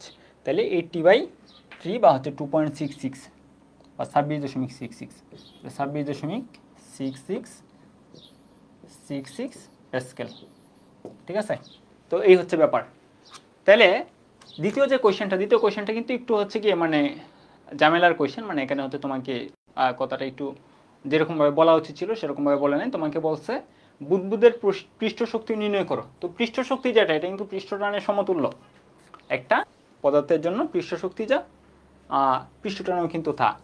তবে তোমাকে যদি বলতো যে পৃষ্ঠ শক্তিজনিত মোট সঞ্চিত শক্তি বা সঞ্চিত বিয়োগ শক্তি, ঠিক আছে, বা পৃষ্ঠটানের দরুন মোট সঞ্চিত শক্তি কত, সেই ক্ষেত্রে কিন্তু আমরা পেতাম এরকমভাবে যে W সমান E × del A, ঠিক আছে। তো ই এর মান হচ্ছে তোমার ওই যে পৃষ্ঠটানের যে মান সেটা, আর del A হচ্ছে তোমার কি বলতো, ওই যে তোমার যতটুকু ক্ষেত্রফলের পরিবর্তন হয়েছে, ঠিক আছে। তো এখানে সাবানের যে হচ্ছে গিয়ে তোমার বুদবুদটা ছিল, সেটা কিন্তু একদম হচ্ছে কি শুরু থেকে, ঠিক আছে। মানে আমাদের এখানে চিন্তা করব, যখন তোমাকে বলবে এই পৃষ্ঠটানটা জনিত মোট কত শক্তি জমা হয়েছে এত ব্যাসার্ধের গোলক তৈরি করতে বা হচ্ছে বুদবুদ তৈরি করতে, তখন আমরা চিন্তা করব যে কোন জিরো থেকে, মানে এই বুদবুদের কোনো অস্তিত্বই ছিল না, এটা আমরা জিরো থেকে স্টার্ট করে এরকম একটা বুদবুদ তৈরি করছি। তো সেই ক্ষেত্রে হচ্ছে তোমার del A একদম ফুলেই হবে, মানে হচ্ছে এখানে পরিবর্তন না, অ্যাকচুয়ালি মানে 4π জাস্ট r², মানে মাইনাস কোনো কিছু দিতে হবে না, কারণ শুরুতে জিরো ছিল, যে কিছুক্ষণ আগে আমরা যে ম্যাথটা করলাম এটার মতো আর কি, এই পাশে হ্যাঁ এই জিরো আর কি। তো এই ক্ষেত্রে অবশ্যই মাথায় রাখতে হবে, যদি বুদবুদ থাকে এরকম যে আমরা বুঝতে পারি যে দুইটা পৃষ্ঠ, তো সেই ক্ষেত্রে কিন্তু আমাদের del এর জায়গায় 2 বসাতে হবে, ঠিক আছে। মানে del এর যে ভ্যালুটা, del এর ভ্যালুটা এখানে কত বসাবো, del এর ভ্যালুটা আমরা বসাবো, মানে সূত্রটা এরকমভাবে শিখবো, তবে আমরা হচ্ছে 2 × 4π r² - 0 বসাবো। যেহেতু দুইটা পৃষ্ঠ, প্রতিটা পৃষ্ঠের জন্য 4π r² পরিমাণ তোমার সমগ্র পৃষ্ঠের ক্ষেত্রফল বাড়াতে হয়েছে, তাহলে দুইটা পৃষ্ঠের জন্য 2। তো এরকমভাবে বসে আর কি। যদি আমাদের বলতো যে পৃষ্ঠটানজনিত কারণে মোট সঞ্চিত বিয়োগ শক্তি কত, তাহলে আমরা এই কাজটা করতাম। অ্যাকচুয়ালি এখানে এইটা নির্ণয় করতে বলছে, কারণ পৃষ্ঠ শক্তি তো এমনিতে হচ্ছে গিয়ে কি পৃষ্ঠটানের সমতুল্য, ঠিক আছে। তো যাই হোক, তো তোমরা হচ্ছে কি এটা যেরকমভাবে আমরা করলাম, এটা তোমরা হচ্ছে বাসার কাছে সেভাবে করে ফেলবা। তো এই রিলেটেড আরও একটা ম্যাথ আছে, এই দুটো হচ্ছে তোমরা করবা, ঠিক আছে। এটা হচ্ছে তোমাদের বাসার কাজ। অতিরিক্ত চাপ পৃষ্ঠটান ফুটাটির ভেতরে বাইরে চাপের পার্থক্য কত? এই সূত্রের জাস্ট মান বসানো। এটা কি বলছে বলতো? সাবানের পানি দিয়ে ফুলানো একটি গোলাকার সাবানের বুদবুদ। তাহলে সাবান বুদবুদ আছে, এর জন্য হচ্ছে 40/r। তাহলে হচ্ছে চাপের যে পার্থক্য সেটা হচ্ছে P = 40/r। 40 বসাবো, তাহলে 40/r। পরেরটা কি বলছে দেখো, যে একটি গুলীয় পানির ফুটা। তাহলে পানির ফুটা বলছে, মানে বুদবুদ না, পানির ফুটা বলছে, ঠিক আছে? তাহলে এই ক্ষেত্রে কি হবে? 2T/r। তাহলে P সমান এখানে 2T/r। তাহলে জাস্ট সূত্র মান বসাবা, মান বসিয়ে ম্যাথ তোমরা করে ফেলবে। এগুলো হচ্ছে তোমাদের বাসার কাছে, ঠিক আছে? ক্লিয়ার হয়েছে ব্যাপারগুলো? এগুলো যদি তোমরা বুঝতে পারো তাহলে আশা করি আমরা সামনের দিকে অগ্রসর হতে পারি। আমাদের যে লাস্ট টপিক সেটা হচ্ছে আমরা স্টার্ট করব। কিন্তু তার আগে কিছুক্ষণ আগে আমরা একটা ব্যাপার বলছিলাম যে আমরা হচ্ছে কি এই যে ম্যাথটা আমরা স্কিপ করে আসছি, যে নল দ্বারা যুক্ত করার পর বাতাস কোন দিকে প্রবাহিত হবে, ঠিক আছে? এটাতে আমরা স্কিপ করে আসছিলাম। এটা যদি এখন তোমাদের বলি যে এটা তাহলে অ্যান্সারটা কি হবে, তো এখন আমরা কিন্তু দেখলাম যে আমাদের এরকম ফুটা যদি ফুলাই বা বুদবুদ যদি ফুলাই, তো সেই ক্ষেত্রে হচ্ছে তোমার অতিরিক্ত চাপের পরিমাণ কত, মানে এই গোলকের ভিতরে কি পরিমাণ চাপ থাকবে আর এই গোলকের ভিতরে কি পরিমাণ চাপ থাকবে, ঠিক আছে? এখানে কি বলছিল? পানির বুদবুদ বলছিল, ঠিক আছে? কি বলছিল? পানির বুদবুদ। তাহলে আমি যদি বলি এটার জন্য অতিরিক্ত চাপ যেটা, এটা হচ্ছে তোমার 40/,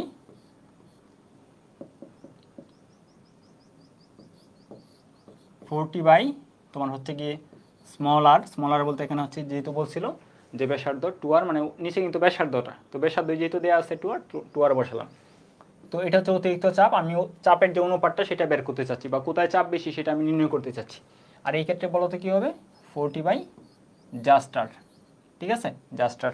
তো আমরা এখানে দেখতেছি যে হচ্ছে কি যার ব্যাসার্ধ কম সেই ক্ষেত্রে কিন্তু চাপের পরিমাণ বেশি, ঠিক আছে? হ্যাঁ ঠিকই, যার ব্যাসার্ধ কম সেই ক্ষেত্রে চাপের পরিমাণ বেশি, মানে যেহেতু ব্যস্তানুপাতিক সম্পর্ক, ঠিক আছে? ব্যস্তানুপাতিক সম্পর্ক। আর আমরা জানি হচ্ছে বাতাস কোন দিক থেকে কোন দিকে প্রবাহিত হয় বলো তো? প্রথম ক্লাসে আমরা পড়ছি যে উচ্চ চাপের অঞ্চল থেকে নিম্ন চাপের দিকে প্রবাহিত হয়। তার মানে এই যে এইটার ভিতর যেটা, এইটার ভিতরে হচ্ছে চাপের পরিমাণ কম হবে, আর এটার ভিতরে এটা তো হচ্ছে আর কম, তাহলে এটার ভিতরে চাপের পরিমাণ বেশি হবে, আর এটার আর বেশি, তাহলে এটার ভিতর চাপের পরিমাণ কম হবে। তাহলে হচ্ছে তোমার বাতাসটা এই ছোটোটা থেকে বড়টার দিকে প্রবাহিত হবে, ঠিক আছে? এই আর কি ব্যাপারটা, ঠিক আছে? তো এটা হচ্ছে তোমরা নিজেরা করতে পারবা, যে চাপের পরিমাণটা দেখবা যে এটার ভিতর কি পরিমাণ চাপ, এটার ভিতর কি পরিমাণ চাপ। এটা জাস্ট হচ্ছে যেহেতু 4 কনস্ট্যান্ট, টি কনস্ট্যান্ট, তাহলে জাস্ট হচ্ছে গিয়ে কি ব্যাসার্ধের ব্যাপারটা থেকে তুমি সিদ্ধান্ত নিয়ে নিতে পারো যে যার ব্যাসার্ধ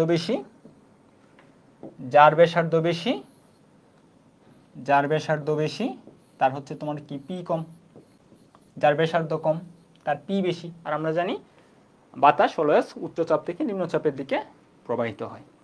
ক্লিয়ার হয়েছে ব্যাপারটা? ওকে, তাহলে চলো আমাদের যে লাস্ট টপিক এই চ্যাপ্টারের, আজকের ক্লাসের প্লাস হচ্ছে গিয়ে একদম এই চ্যাপ্টারের, তো সেটা আজকে আমরা পড়ে ফেলি। তো এখন যে টপিকটা আমরা পড়বো সেটা হচ্ছে কৈশিকতা ও হচ্ছে স্পর্শকোণ। তো কৈশিকতা ও স্পর্শকোণ মেইনলি হচ্ছে কি সংশক্তি বল এবং হচ্ছে আসঞ্জন বলের জন্যই মেইনলি আমরা মানে টপিকটা কাজে লাগে বা হচ্ছে গিয়ে সৃষ্টি হয়, সেজন্যই মূলত সংশক্তি বল এবং আসঞ্জন বলের ব্যাপারটা আবার নিয়ে আসা। তো এটা হচ্ছে কি আমাদের গত ক্লাসে পড়ছি, ঠিক আছে? সংশক্তি বল হচ্ছে গিয়ে সেম পদার্থের মধ্যকার অণুসমূহের মধ্যে আকর্ষণ বল। পানির অণুকে কী করে আকর্ষণ করে, সেটা হচ্ছে সংশক্তি বল, ঠিক আছে? কাচের অণুকে কী করে আকর্ষণ করে, সংশক্তি বল। তো সংশক্তিকে আমরা বলছিলাম স দিয়ে সেম পদার্থ, আর আসঞ্জন হচ্ছে ভিন্ন পদার্থ, মানে আরেক পদার্থ। আসঞ্জন হচ্ছে গিয়ে কি আ দিয়ে শুরু আরেক পদার্থ। ধরো পানির অণু কাচের অণুকে আকর্ষণ করতেছে, সেটা হচ্ছে আসঞ্জন বল। পানির অণু ধরো হচ্ছে গিয়ে কচু পাতার অণুকে আকর্ষণ করতেছে, সেটা হচ্ছে আসঞ্জন বল। ওকে, তো এটা সম্পর্কে আগে আমরা পড়ছি। তো কৈশিকতা আসলে ব্যাপারটা কি, চলো সেটা আমরা হচ্ছে এখন একটু দেখে ফেলি। এখান থেকে একটু দেখে নেই। ধরো একটা পানির পাত্র তোমার যদি থাকে, একটা পানির পাত্র ধরো হচ্ছে পানি দ্বারা পূর্ণ, অথবা অন্য কোনো তরলও হইতে পারে, এখন তুমি যদি এটার মধ্যে একটা হচ্ছে কি নল, খুবই চিকন একটা নল তুমি যদি ডোবাও, ঠিক আছে? তুমি ডুবাইছো ধরো, ঠিক আছে?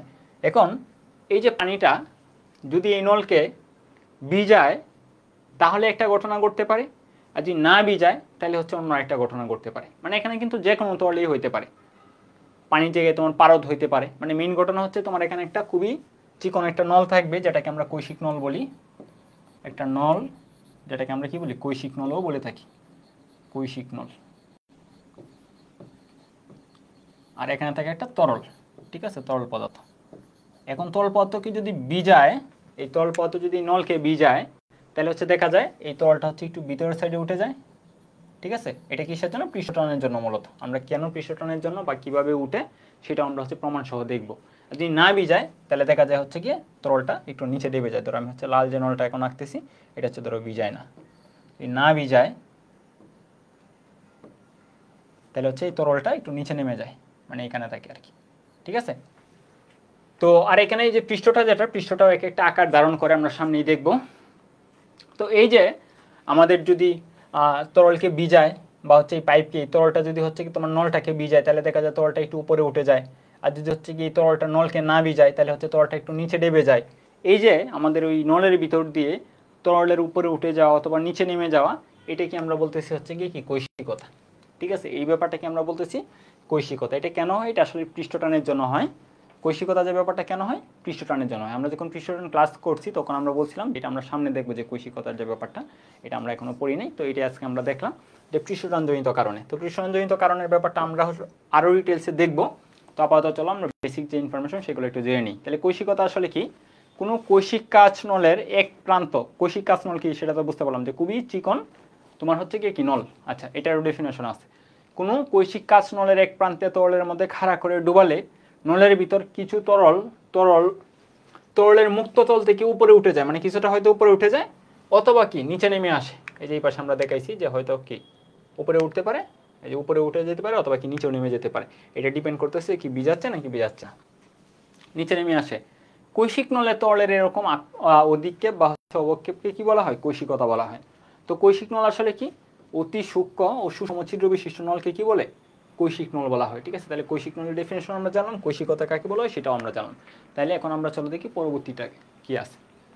তো এখন হচ্ছে স্পর্শকোণ। স্পর্শকোণটা হচ্ছে গিয়ে কঠিন ও তরলের স্পর্শবিন্দু থেকে বক্রতলে অঙ্কিত। আগে এটা হচ্ছে ডেফিনেশন যদি তোমাদের আগে বলি তাহলে হচ্ছে কি ব্যাপারটা একটু কঠিন লাগবে যে আসলে কি বলতেছি। তো চলো আমরা আগে আসলে একটা চিত্র এঁকে তারপর হচ্ছে তোমাদের বোঝাই।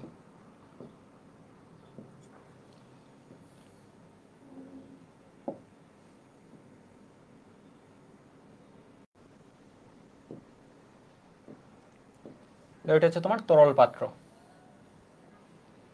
ওকে,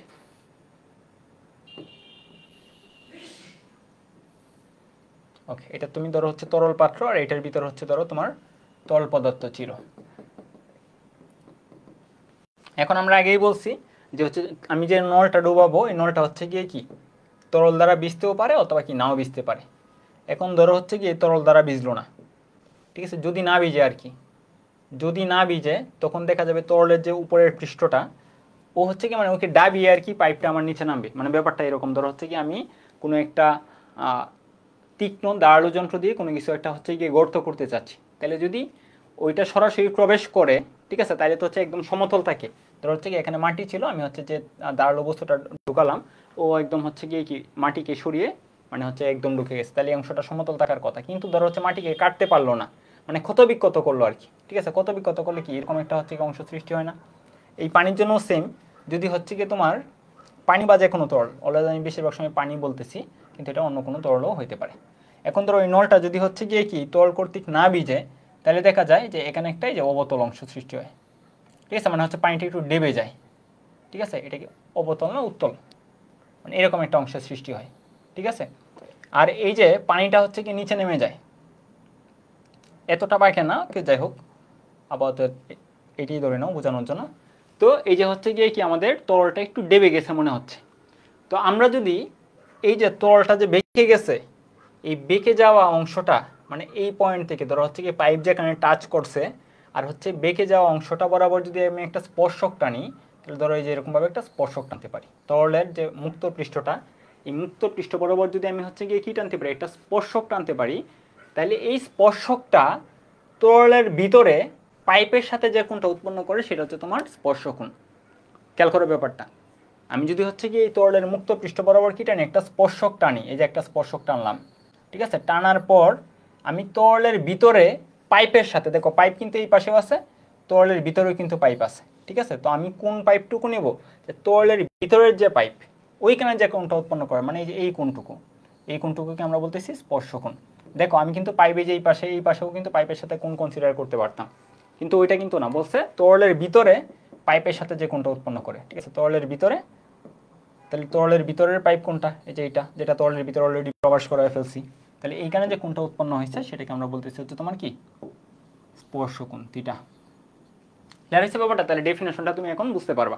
তো এরকমভাবে তোমাকে যদি হচ্ছে গিয়ে কি না ভিজায়, ঠিক আছে, ধরো হচ্ছে কি ভিজাচ্ছে না, তোমার হচ্ছে কি তরল পাইপটা কি ভিজাচ্ছে না, যদি এরকম ভিজায় না বা না ভিজায়, না ভিজায়, আমি হচ্ছে লিখলাম যে না ভিজায়, যদি না ভিজায়, যদি না ভিজায়, ঠিক আছে, তাহলে হচ্ছে আমরা দেখলাম এই যে কোণের মানটা, এই কোণের মানটা হচ্ছে স্থূলকোণ, স্থূলকোণ, ঠিক আছে, যদি না ভিজায় তাহলে হচ্ছে কি স্থূলকোণ, কোণের মানটা এখানে 90+ মানে স্থূলকোণ। আর যদি ভিজায় তাহলে সেম ধরনের আমরা একটা ঘটনা দেখতে পারবো, সেটা হচ্ছে ধরো আমরা হচ্ছে আঁকায় ফেলি চিত্রটা।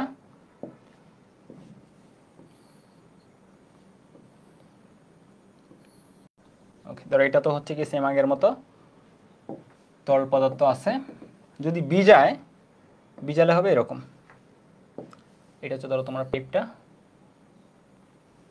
তাহলে তরল পৃষ্ঠটাই যে এই বরাবর উপরে উঠে যায়, মানে তরলের যে উপরের পৃষ্ঠটা এটাই যে এরকম দেখায়, আর আমাদের হচ্ছে গিয়ে পানিটাই নল বরাবর একটু উপরে উঠে যায়, ধরো পানিটা এই বরাবর উঠে গেছে, এই ক্ষেত্রে হচ্ছে পানিটা কিছু নিচে নেমে যায়, ধরো এই বরাবর নিচে নেমে গেছে, আর এই বরাবর পানিটা উপরে উঠে যায়। যখন হচ্ছে এরকম তরল নলকে ভিজায় তখন নল বরাবর পানিটা কিছুটা উপরে উঠে যায়, আর যদি হচ্ছে তোমার না ভিজায় তাহলে কিছুটা আর কি তরলটা ডেবে যায়, আর হচ্ছে কি পানিটা একটু নিচে নেমে যায়।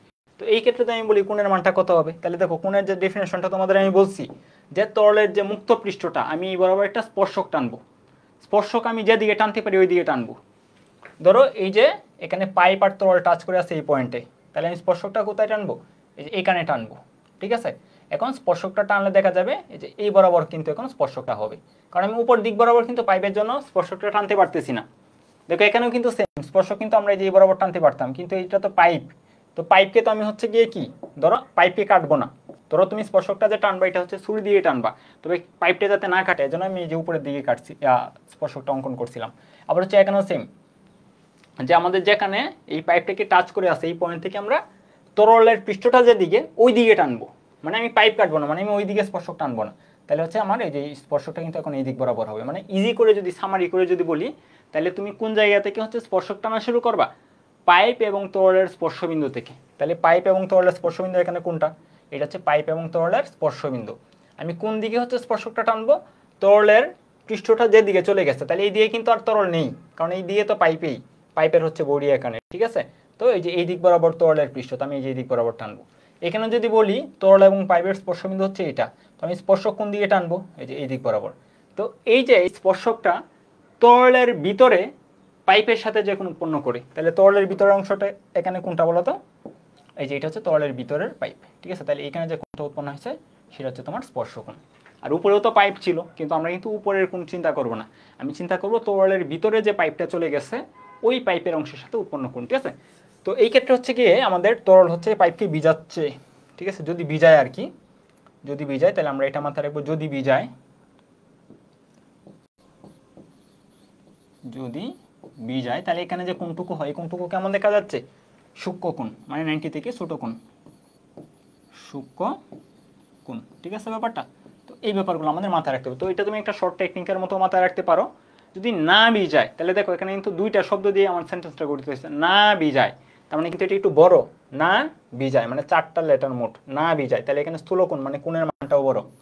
আর এখানে জাস্ট ভিজায়, জাস্ট একটা শব্দ, যদি ভিজায় একটা শব্দ শুধু ভিজায়, মানে এখানে কিন্তু না ভিজায় মানে নাও আছে ভিজায়ও আছে, মানে একটু বেশি বড়, এটা অল্প জাস্ট ভিজায়, তাহলে এটা সূক্ষ্ম কোণ মানে এখানে কোণের মানটাও ছোট। তো এমসিকিউ এর জন্য অনেক সময় আমরা এগুলো ভুলে যাই, তুমি ইচ্ছা করলে এই টেকনিককে মাথায় রাখতে পারো। আর আরেকটা ব্যাপার, অনেক সময় যদি তোমাকে চিত্র দেওয়া থাকে যে এই চিত্রে, তো তোমার হচ্ছে গিয়ে সূক্ষ্ম কোণ হবে নাকি স্থূল কোণ, তাহলে মাথায় রাখবে যদি ডেবে যায়, ঠিক আছে, ডেবে যায়, এখানে কিন্তু তরল দেখো ডেবে গেছে, যদি ডেবে যায় তাহলে হচ্ছে তোমার স্থূল কোণ। ধরো হচ্ছে একটা কাদামাটি, কাদামাটিটা কখন ডেবে যাবে? যখন একটা মোটা সুটা একটা বড় সড়ো মানুষ যাবে, ঠিক আছে, ধরো হিমালয়ের মতো একজন মানুষ গেল, ঠিক আছে, তাহলে কিন্তু এটা একটু ডেবে যাবে। তো যদি এরকম তরল ডেবে যায় তাহলে স্থূল কোণ মানে হচ্ছে কি সেখানে কোণের মানটা বড়। আর যদি হচ্ছে না ডাবে, ঠিক আছে, তার মানে হচ্ছে গিয়ে কি বরং আর উপরে উঠে গেছে, মানে সেই ক্ষেত্রে কি বলতো, মানে আমার মতো পাতলা মানুষ ছিল আর কি, ছোটোখাটো মানুষ, তাহলে এই ক্ষেত্রে হচ্ছে তোমার কি সূক্ষ্ম কোণ। তাহলে হচ্ছে যদি ডেবে যায় তাহলে স্থূল কোণ, যদি না ভিজায় তাও স্থূল কোণ, যদি ভিজায় সূক্ষ্ম কোণ, যদি উপরে উঠে যায় তাও সূক্ষ্ম কোণ, ঠিক আছে। তো এখান থেকে আসলে আমরা হচ্ছে কি ব্যাপারটা বুঝতে পারলাম, প্লাস হচ্ছে এখন আমরা ডেফিনেশনটা নিজের মতোই লিখতে পারবো। যে কঠিন ও তরলের স্পর্শবিন্দু থেকে বক্র তরল তলে অঙ্কিত স্পর্শক কঠিন পদার্থের সাথে তরলের ভেতরে, ঠিক আছে, তরলের ভেতরে কিন্তু যে কোণ উৎপন্ন করে তাকে উক্ত কঠিন ও তরলের মধ্যকার স্পর্শকোণ বলে। ঠিক আছে, তাহলে স্পর্শকোণ কয়টা জিনিসের উপর নির্ভর করে, ঠিক আছে, কি কি জিনিস, কঠিন এবং তরলের প্রকৃতির উপর, মানে এগুলো তোমরা নিজেরা পড়ে নিবা, বই থেকে আবার পড়তে পারো, এখান থেকেও পড়তে পারো। ঠিক আছে, তাহলে চলো আমরা পরবর্তী স্লাইডে চলে যাই। আমরা হচ্ছে গিয়ে একটু দ্রুত অগ্রসর হতে হবে, কারণ টাইম প্রায় আমাদের শেষের দিকে। তো এই থিওরি টাইপের যে কথাবার্তা এগুলো তোমরা নিজেরা পড়ে নিবা, যে কৈশিকতার উদাহরণ কি, পলতের তেল টানে। এখন পলতে বলতে যে আমরা ছোটোবেলায় হারিকেন দেখছি, ঠিক আছে, এখন তোমরা দেখো না হারিকেন বা হচ্ছে কি কুপি বাতি, ঠিক আছে, যখন বিদ্যুৎ এতটা অ্যাভেলেবল ছিল না তখন ওই কুপি বাতিতে হচ্ছে কি মানে কেরোসিন থাকতো নিচে, বা হারিকেনে হচ্ছে কেরোসিন থাকতো, যেটাকে আমরা সলতে বলতাম, মানে একটা কাপড় জ্বলতো অনেকটা যে মোমবাতির মতো আর কি, তো ওই নিচ থেকে তেলটা আর কি টেনে তুলতো।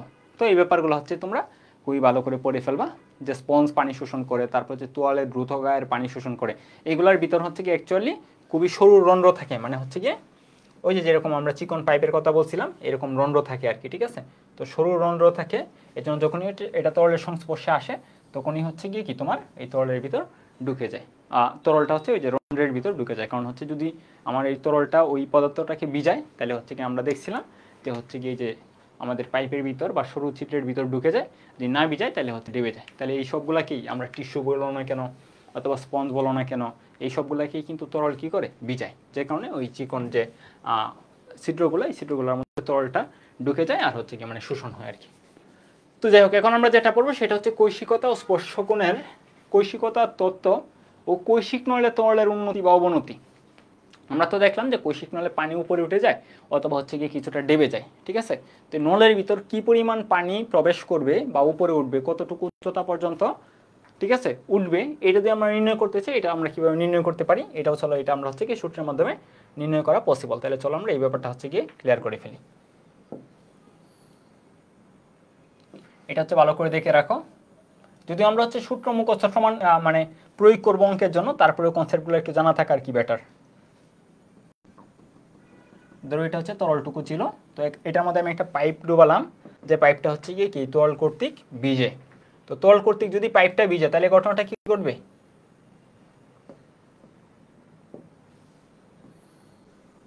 তরল কর্তৃক যদি পাইপটা ভিজে তাহলে দেখা যাবে এই তরলের যে এই অংশটা এটা যে এরকম একটু আকার ধারণ করবে, ঠিক আছে।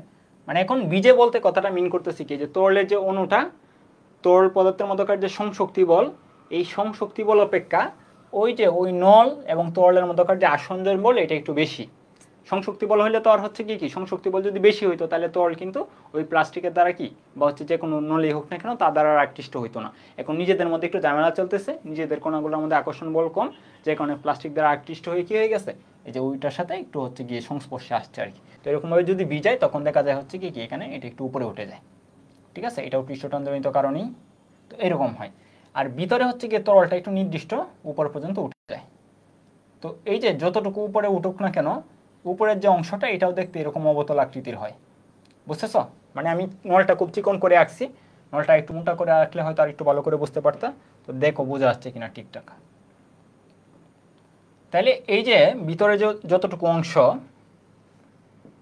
এই যে এতটুকু যে অংশ আমি হচ্ছে কি এই জায়গা থেকে এতটুকু অংশ পানি এক্সট্রা করে উঠে যায়। কারণ পানির লেয়ার কোনটা ছিল বলো তো, পানির লেয়ার ছিল যে এটা, পানির লেয়ার ছিল এটা ছিল অ্যাকচুয়ালি পানির লেয়ার। তো এই নল বরাবর এই লেয়ার থেকে কোন পর্যন্ত উঠে গেছে, যে এই পর্যন্ত কিন্তু উঠে গেছে, এই সবটাই কিন্তু এখন পানি দ্বারা পূর্ণ, ঠিক আছে, এতটুকু উঠে গেছে। তাইলে কতটুকু উঠছে এটা যদি আমরা হচ্ছে গিয়ে মানে এইসের ব্যাপারটা বিবেচনা করি, তাহলে এইসের ব্যাপারটা হচ্ছে গিয়ে যে পর্যন্ত উঠছে এইটার হচ্ছে লেয়ার, মানে এই লেয়ার মানে উঠছে, কিন্তু এখানে কিন্তু এখানেও তো টাচ করে আছে, আমরা এইটা কিন্তু কাউন্ট করি না। মানে এই নলের ভিতর পানির যে সর্বনিম্ন লেয়ার আর হচ্ছে গিয়ে এই পাত্রের মধ্যে পানির যে সর্বনিম্ন লেয়ার, এই দুইটার উচ্চতা, এটাকে আমরা বলতেছি এইচ, যে এই উচ্চতা পর্যন্ত পানি উঠে গেছে বা তরলের যে উন্নতি সেটা হচ্ছে তোমার কি এইচ। তাহলে এই এইচটা আমরা কোনটাকে কনসিডার করতেছি, দেখো আমাদের ওই নলের ভিতর যে অবতল পৃষ্ঠ বা পানির লেয়ার এটার মিনিমাম লেভেল, আর পাত্রের মধ্যে যে পানির লেয়ার এটার মিনিমাম লেভেল। তাহলে আমাদের পাত্রের মধ্যে পানির লেয়ার ছিল এটা, আর এই যে নলের ভিতর পানি কিন্তু মোটামুটি প্রায় এই পর্যন্ত উঠছে, টাচ করে, নলকে টাচ করে, কিন্তু মিনিমাম যে লেয়ার এটা কিন্তু এই পর্যন্ত। তাহলে হচ্ছে আমাদের এই দুইটার যে পার্থক্যটা এটা হচ্ছে আমাদের এসে, মানে আমরা বলি যে এই পরিমাণ পর্যন্ত কি হয়েছে, পানি উঠে গেছে। তো এখন এই পানি ওঠার কারণটা আসলে কি? পানি তো অ্যাকচুয়ালি হচ্ছে গিয়ে এই পাত্রের লেয়ার অনুসার বা লেয়ার পর্যন্ত থাকা উচিত। তো এই যে পানিটা এটা কি এক্সট্রা করে উঠে গেছে না? এখন এই পানিটাকে কিন্তু পৃথিবী টানতেছিল, কত বলে টানতেছিল? এমজি বলে টানতেছিল। এই পানিটাকে পৃথিবী টানতেছিল এমজি বলে। তো এমজি বলে টানার ফলেও এই পানিটা ওই উপরেই আছে, মানে নলের ভিতরেই আছে। তো এটা কিভাবে আছে বলতো? এমজি বলে পানিটাকে পৃথিবী টানতেছিল, কিন্তু তারপরেও আসলে হচ্ছে নলের ভিতর তোমার হচ্ছে গিয়ে কি পানিটা বা যে কোনো তরলই হইতে পারে, তরলটা ধরো রয়ে গেছে। তো এটা থাকার কারণ হচ্ছে গিয়ে এই যে এই পৃষ্ঠ বরাবর কিন্তু তোমার কি পৃষ্ঠটান কাজ করতেছিল, ঠিক আছে? এই পৃষ্ঠটানজনিত বলের কারণে আসলে হচ্ছে গিয়ে কি এই এমজি থাকা সত্ত্বেও পানিটা এই নলের ভিতর রয়ে গেছে, ঠিক আছে? তার মানে আমরা বলবো যে নলের ভিতর পানি ওঠার কারণ, নলের ভিতর, কারণ আমরা জানি পৃষ্ঠটান কি এই স্পর্শতল বরাবর কাজ করে, তাহলে এই যে স্পর্শতল বরাবর উপরের দিকে পৃষ্ঠটান কাজ করতেছে, তাহলে নলের ভিতর পানি ওঠার কারণ হচ্ছে কি পৃষ্ঠটানজনিত বলের, নলের ভিতর পানি ওঠার বা হ্যাঁ ওটারই বলি, ওটার কারণ পৃষ্ঠটানজনিত বল, পৃষ্ঠটানজনিত বল, জনিত বল, ঠিক আছে? এখন হচ্ছে পৃষ্ঠটানজনিত বল এখানে কত হবে বলো তো? এখানে হচ্ছে কি পৃষ্ঠটান যদি টি হয় আর নলের যে অংশটা এটা আমরা দেখতেছি হচ্ছে গিয়ে কি যে আয়তাকার, কিন্তু নলটা তো অ্যাকচুয়ালি আমি টিডি ভাবে যদি দেখি তাহলে গোলাকার হবে, তাই না? তাহলে পৃষ্ঠটানজনিত বল হচ্ছে তোমার F ইকুয়াল টি ইন্টু 2πr, মানে নলের যে পরিধি, তাই এটা হচ্ছে তোমার পৃষ্ঠটানজনিত বল। এখন পৃষ্ঠটানজনিত বলটা কোন দিয়ে কাজ করতেছে? এই যে এই বরাবর কাজ করতেছে, কিন্তু পৃষ্ঠটানজনিত বল কাজ করতেছে যে এই দিক বরাবর। আর নলের হচ্ছে কি যে মানে এখানে যে এই বরাবর তলটা যে একটু বেঁকে আছে, ঠিক আছে? এখানে যে একটা কোণ উৎপন্ন হয়েছে, এই স্পর্শকটা যে আমরা আঁকছিলাম এই স্পর্শক বরাবর, ঠিক আছে? এই স্পর্শক বরাবর কিন্তু আমার কাজ করতেছে। আর আমি যে এখানে বলি পৃষ্ঠটান কত হবে, সরি স্পর্শকোণটা কত হবে, স্পর্শকোণটা কিন্তু এটা হচ্ছে আমাদের স্পর্শকোণ থিটা। তো এই স্পর্শকোণটা কিন্তু এই যে এই ক্ষেত্রে আমরা বলতে পারি যে এই থিটা, এটা যে থিটা এটাও কিন্তু সেম থিটা। তাহলে আমরা দেখলাম পৃষ্ঠটানজনিত টোটাল বল হচ্ছে গিয়ে টি ইন্টু 2πr, এটা কোন বরাবর কাজ করতেছে, যে এই দিক বরাবর কাজ করতেছে, ঠিক আছে? মানে এই আমরা স্পর্শক দিয়ে বরাবর রাখছিলাম এটার উল্টা দিকে উপরের দিকে কাজ করতেছে। তাহলে আমাদের হচ্ছে কি এমজি বল কিন্তু কারা নিচের দিকে। এখন এই যে পানিটুকু যে উপরে উঠে গেছে বা তরলটুকু যে উপরে উঠে গেছে এটাকে নিচের দিকে টানতেছিল এমজি বল। এখন তারপরেও যদি সে এখানে স্টেবল থাকে, মানে এখানে হচ্ছে স্থির অবস্থায় থাকে, এটা মিন করে কি বলতো? এটা মিন করে হচ্ছে গিয়ে পৃষ্ঠটানজনিত বলগুলার যে হচ্ছে গিয়ে উলম্ব উপাংশ, মানে উপরের দিকে যে উপাংশ, এটা হচ্ছে এমজি এর সমতুল্য। কারণ তরলটাকে এমজি বল নিচের দিকে টানতেছিল, তারপরেও তরলটা এই অবস্থায় আছে, তার মানে মিন করতেছে এটাকে যে এই তরলটাকে কে ধরে রাখছে? আমার ওই যে পৃষ্ঠটানজনিত বলের উলম্ব উপাংশ ধরে রাখছে। পৃষ্ঠটানজনিত বলে কিন্তু ধরে রাখে নাই, মানে টি ইন্টু 2πr কিন্তু ধরে রাখে নাই, ধরে রাখছে উলম্ব উপাংশ, কারণ এমজি নিচের দিকে, তার মানে ঠিক খাড়া উপরের দিকে এই এমজি পরিমাণ বল আছে। তাহলে আমরা হচ্ছে কি করতে হবে, এই পৃষ্ঠটানজনিত বলটা যে দিয়ে কাজ করতেছিল যে টি ইন্টু 2πr, এটার উলম্ব উপাংশ আমাদের নিতে হবে। তাহলে উলম্ব উপাংশটা কত হবে? যেহেতু আমাদের হচ্ছে যার দিকে আমি উপাংশ নিচ্ছি তার সাথে উৎপন্ন কোণ, তাহলে হচ্ছে গিয়ে এফ cos θ। তার মানে আমরা বলতে পারি উল্লম্ব উপাংশ, পৃষ্ঠটানজনিত বলের উল্লম্ব উপাংশ, ভালো করে নোট করে ফেলো এগুলা, পৃষ্ঠটানজনিত বলের উল্লম্ব উপাংশ, উপাংশ সমান টি ইন্টু 2πr অথবা 2πr t cos θ। 2πrটাকে আগে লিখলাম 2πr t cos θ। ক্লিয়ার হয়েছে ব্যাপারটা? এখানে থিটা যেটা এটা হচ্ছে তোমার স্পর্শকোণ, তো এটা হচ্ছে উপরের দিকে টোটাল বল, ঠিক আছে, উল্লম্ব উপাংশ।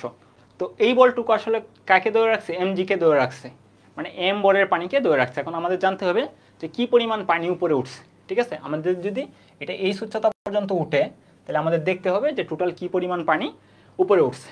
তাহলে দেখো পানিটা কিন্তু আমাদের এই যে এই পর্যন্ত টাচ করেছিল একদম, মানে আমি চিত্রটাকে আবার একটু বড় করে আঁকি তাহলে তোমাদের বুঝতে আর একটু সুবিধা হবে।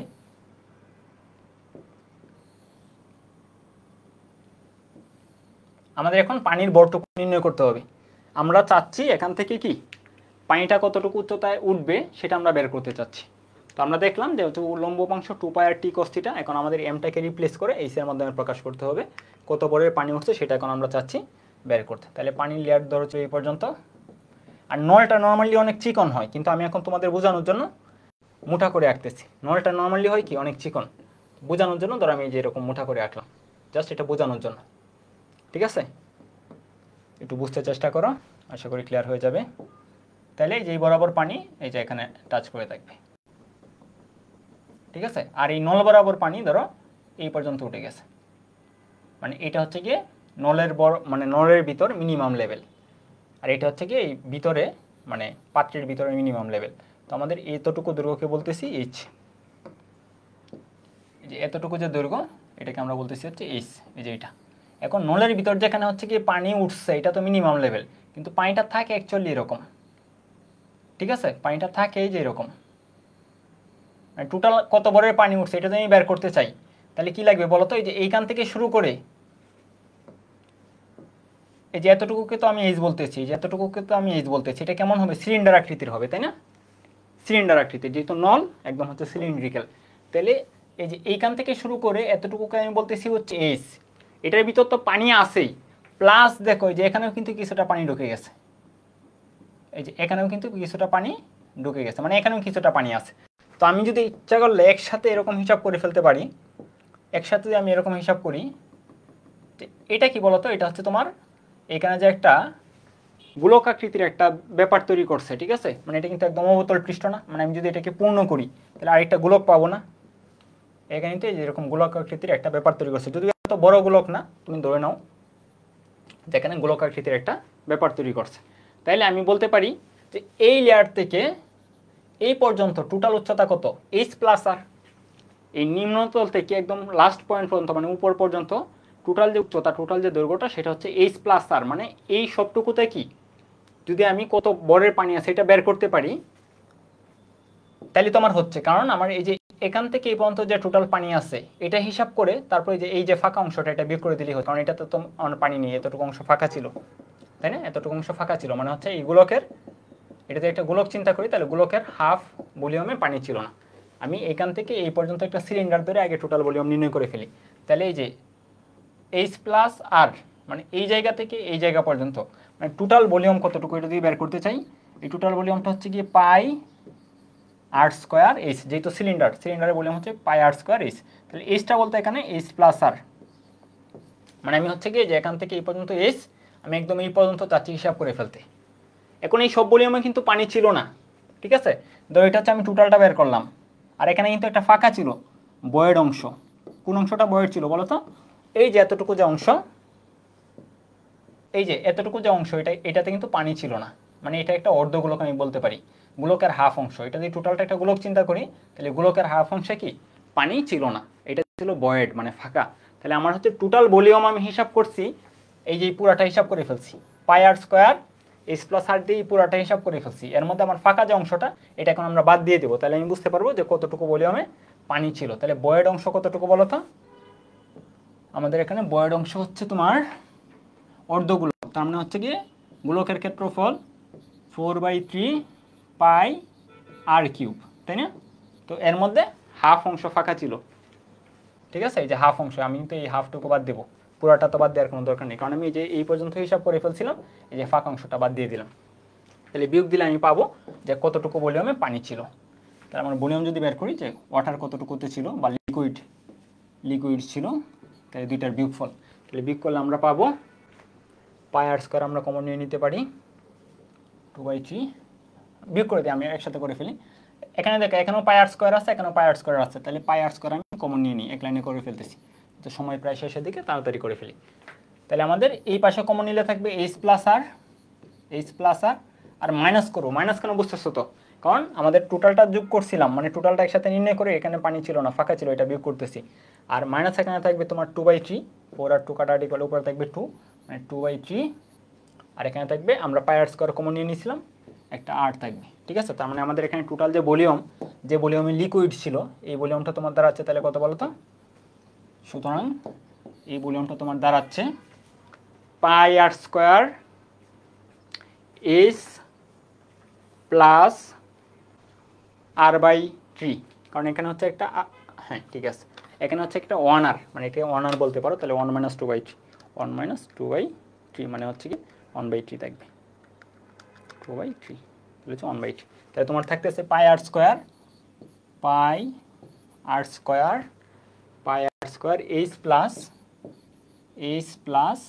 1/3r বা r/t, ঠিক আছে। তো এই হচ্ছে ব্যাপার, pi R square H plus 1/3r। Always মাথায় রাখবা আমাদের এইচ কিন্তু এই জায়গা থেকে এই জায়গা পর্যন্ত, এইচ কিন্তু একদম উপর পর্যন্ত না, মানে এই জায়গা থেকে এই জায়গা কিন্তু এইচ না, ঠিক আছে, এটা মাথায় রাখতে হবে। ওকে, তাহলে আমরা দেখলাম ভলিউম পেয়ে গেলাম। তো আমাদের হচ্ছে এই উলম্ব উপাংশ কতটুকু পানিকে ধরে রাখছিল বলো তো, mg পরিমাণ পানিকে ধরে রাখছিল, mg পরিমাণ পানিকে ধরে রাখছিল। তাহলে আমরা শর্তমতে বলতে পারি, শর্তমতে আমরা বলতে পারি, এটা তো বুঝতে পারছো যে আমরা এটা কিন্তু হচ্ছে অঙ্কের জন্য প্রমাণ করছি, মানে আমাদের ভলিউমটা বের করলাম। এখন আমরা এই যে শর্তমতে চলে যাই, শর্তমতে তাহলে আমরা পরবর্তী পেজে যাই, ঠিক আছে, তাহলে হচ্ছে তোমাদের বুঝতে সুবিধা হবে। তাহলে আমরা শর্তমতে বলতে পারি, শর্তমতে তোমার ওই যে 2πr t cos θ, এটা কতটুকু পানিকে ধরে রাখছিল, ওই যে বি ভলিউমের পানিকে ধরে রাখছিল, mg পরিমাণ পানিকে ধরে রাখছিল, m হচ্ছে ছিল এই যে বি ভলিউমে যতটুকু পানি ছিল। তার মানে আমি যদি ভলিউম থেকে বড়ে যেতে চাই, m সমান হচ্ছে গিয়ে কি ভলিউম ইন্টু রো, তাহলে পাই R square H plus 1/3r, মানে অ্যাকচুয়ালি এটা বসানো দরকার উচিত, কিন্তু এখানে যে আরটা হয়, এখানে আরটা খুবই ছোটো, এখানে যে আরটুকু হয়, আরটুকু খুবই এবং খুবই ছোটো। ইচ্ছা করলে তুমি এটা হচ্ছে একদম শুরুতেই একদম অ্যাভয়েড করতে পারো। তাহলে ইচ্ছা করলে আমরা এটাকে ভেঙে মানে হচ্ছে এরকম লিখতে পারি, পাই আর স্কোয়ার এইচ, শুধুমাত্র এটা লিখতে পারি। দেখো এই যে আর, এটা হচ্ছে কি এমনিতেই ছোটো, মানে আরটাই ছোটো, এই আরটাকে আমি আরও 3/1 করতেছি, মানে r/t, তাহলে এটা তো আরও ছোটো হবে। তার মানে এটাকে ইচ্ছা করলে আমরা একদম টোটালি 0 লিখে ফেলতে পারি, মানে এটা হচ্ছে 0 কনসিডার করতে পারি, মানে বাদ দিতে পারি। তুমি ইচ্ছা করলে অঙ্কে লিখতে পারো, তখন সূত্রটার প্রমাণ হবে হয়তো ফাইনালি এই যে এইচের সাথে এটা থাকবে, ঠিক আছে, বইয়ে এটা কিন্তু মানে মেইন সূত্রে লিখছে, তো ফাইনালি হচ্ছে আমরা যখন অঙ্ক করি তখন আর এটা লিখি না। তাহলে পাই আর স্কোয়ার এইচ, ঠিক আছে, পাই আর স্কোয়ার এইচ। তো আমরা ভলিউমের জায়গায় লিখতে পারি mg জায়গায় লিখতে পারি ভলিউম ইন্টু রো, তারপরে হচ্ছে কি জি। তাহলে আমাদের থাকতেছে pi R square H rho জি, আর এই পাশে তো আমরা পাইছিলাম 2πr t cos θ, ঠিক আছে। তার মানে দেখো এখান থেকে আমরা কাটাকাটি করে কি পাচ্ছি, কাটাকাটি করে আমরা পাচ্ছি একটা আর কাটা যাবে, পাই কাটা যাবে, এখানে জাস্ট একটা আর থাকবে, তাহলে আমরা পাবো 2 cos θ ওই পাশে গিয়ে ভাগ হয়ে যাবে, আর এই পাশে থাকবে রো জি, আর স্কোয়ার ছিল, একটা আর তো কাটাকাটি চলে গেছে, একটা আর থাকবে, আর নিচে হচ্ছে গিয়ে আরেকটা এইচ থাকবে, ঠিক আছে। তার মানে আমরা এখান থেকে টি এর সূত্রটা আর কি লিখতেছি, তাহলে আমরা টি লিখতে পারি যে টি সমান হবে, তাহলে এখান থেকে আমরা বলতে পারি যে এই লাইন থেকে টি সমান হচ্ছে তোমার হবে rho G R H by 2 cos θ, ঠিক আছে। তুমি কিন্তু ইচ্ছা করলে এই যে এইচের জায়গায় মানে আমাদের যে এইচটাকে কিন্তু আমরা এইচের সাথে 1/3 ছিল যোগ আকারে, তোমাকে যদি কখনো আর এর মানটা দেওয়া থাকে তখন তুমি কি করতে পারো, এই যে এইচের জায়গায় এইচ প্লাস 1/3r বলতে পারো, ঠিক আছে, যেটা লাল করে দিলাম, ঠিক আছে, লাল কালার করে দিলাম, এটা তোমার ইচ্ছা, ঠিক আছে। তবে যদি কোয়েশ্চেনে তোমার আর দেওয়া না থাকে তাহলে তো তুমি এই সূত্র প্রয়োগ করে আবার বিপদে পড়বা, মানে যদি কোয়েশ্চেনে আর দেওয়া থাকে তাহলে এই আরটা কনসিডার করে তুমি কি করবা, সূত্রটা লিখবা। আর যদি তোমাকে কোয়েশ্চেন আর দেওয়া না থাকে তাহলে মিন করতেছে তোমাকে আর এর মানটা কনসিডার করতে হবে না, তখন তুমি জাস্ট হচ্ছে rho G R H by 2 cos θ মুখস্থ রাখবা, ঠিক আছে। সূত্রটা হচ্ছে কি তোমাদের বইয়ে কিন্তু এই যে রো জি আর এইচ এরকমভাবে লেখা আছে, এরকম না, আমার মুখ দিয়ে ফ্লুয়েন্টলি রো জি আর এইচ আসতো, এর জন্য আমি এরকমভাবে মুখস্থ করছি। তুমি বইয়ে যেরকমভাবে আছে এরকমভাবে ইচ্ছা করে মুখস্থ করতে পারো। তাহলে এখান থেকে আমরা এই যে পৃষ্ঠটানের মাধ্যমে এই যে এইচ যেটা, এইচটা কিন্তু আমরা নির্ণয় করতে পারি, ঠিক আছে। তোমাকে যদি এইচ নির্ণয় করতে বলে তাহলে এইচটা কি হবে 2t cos θ বাই রো জি আর, ঠিক আছে।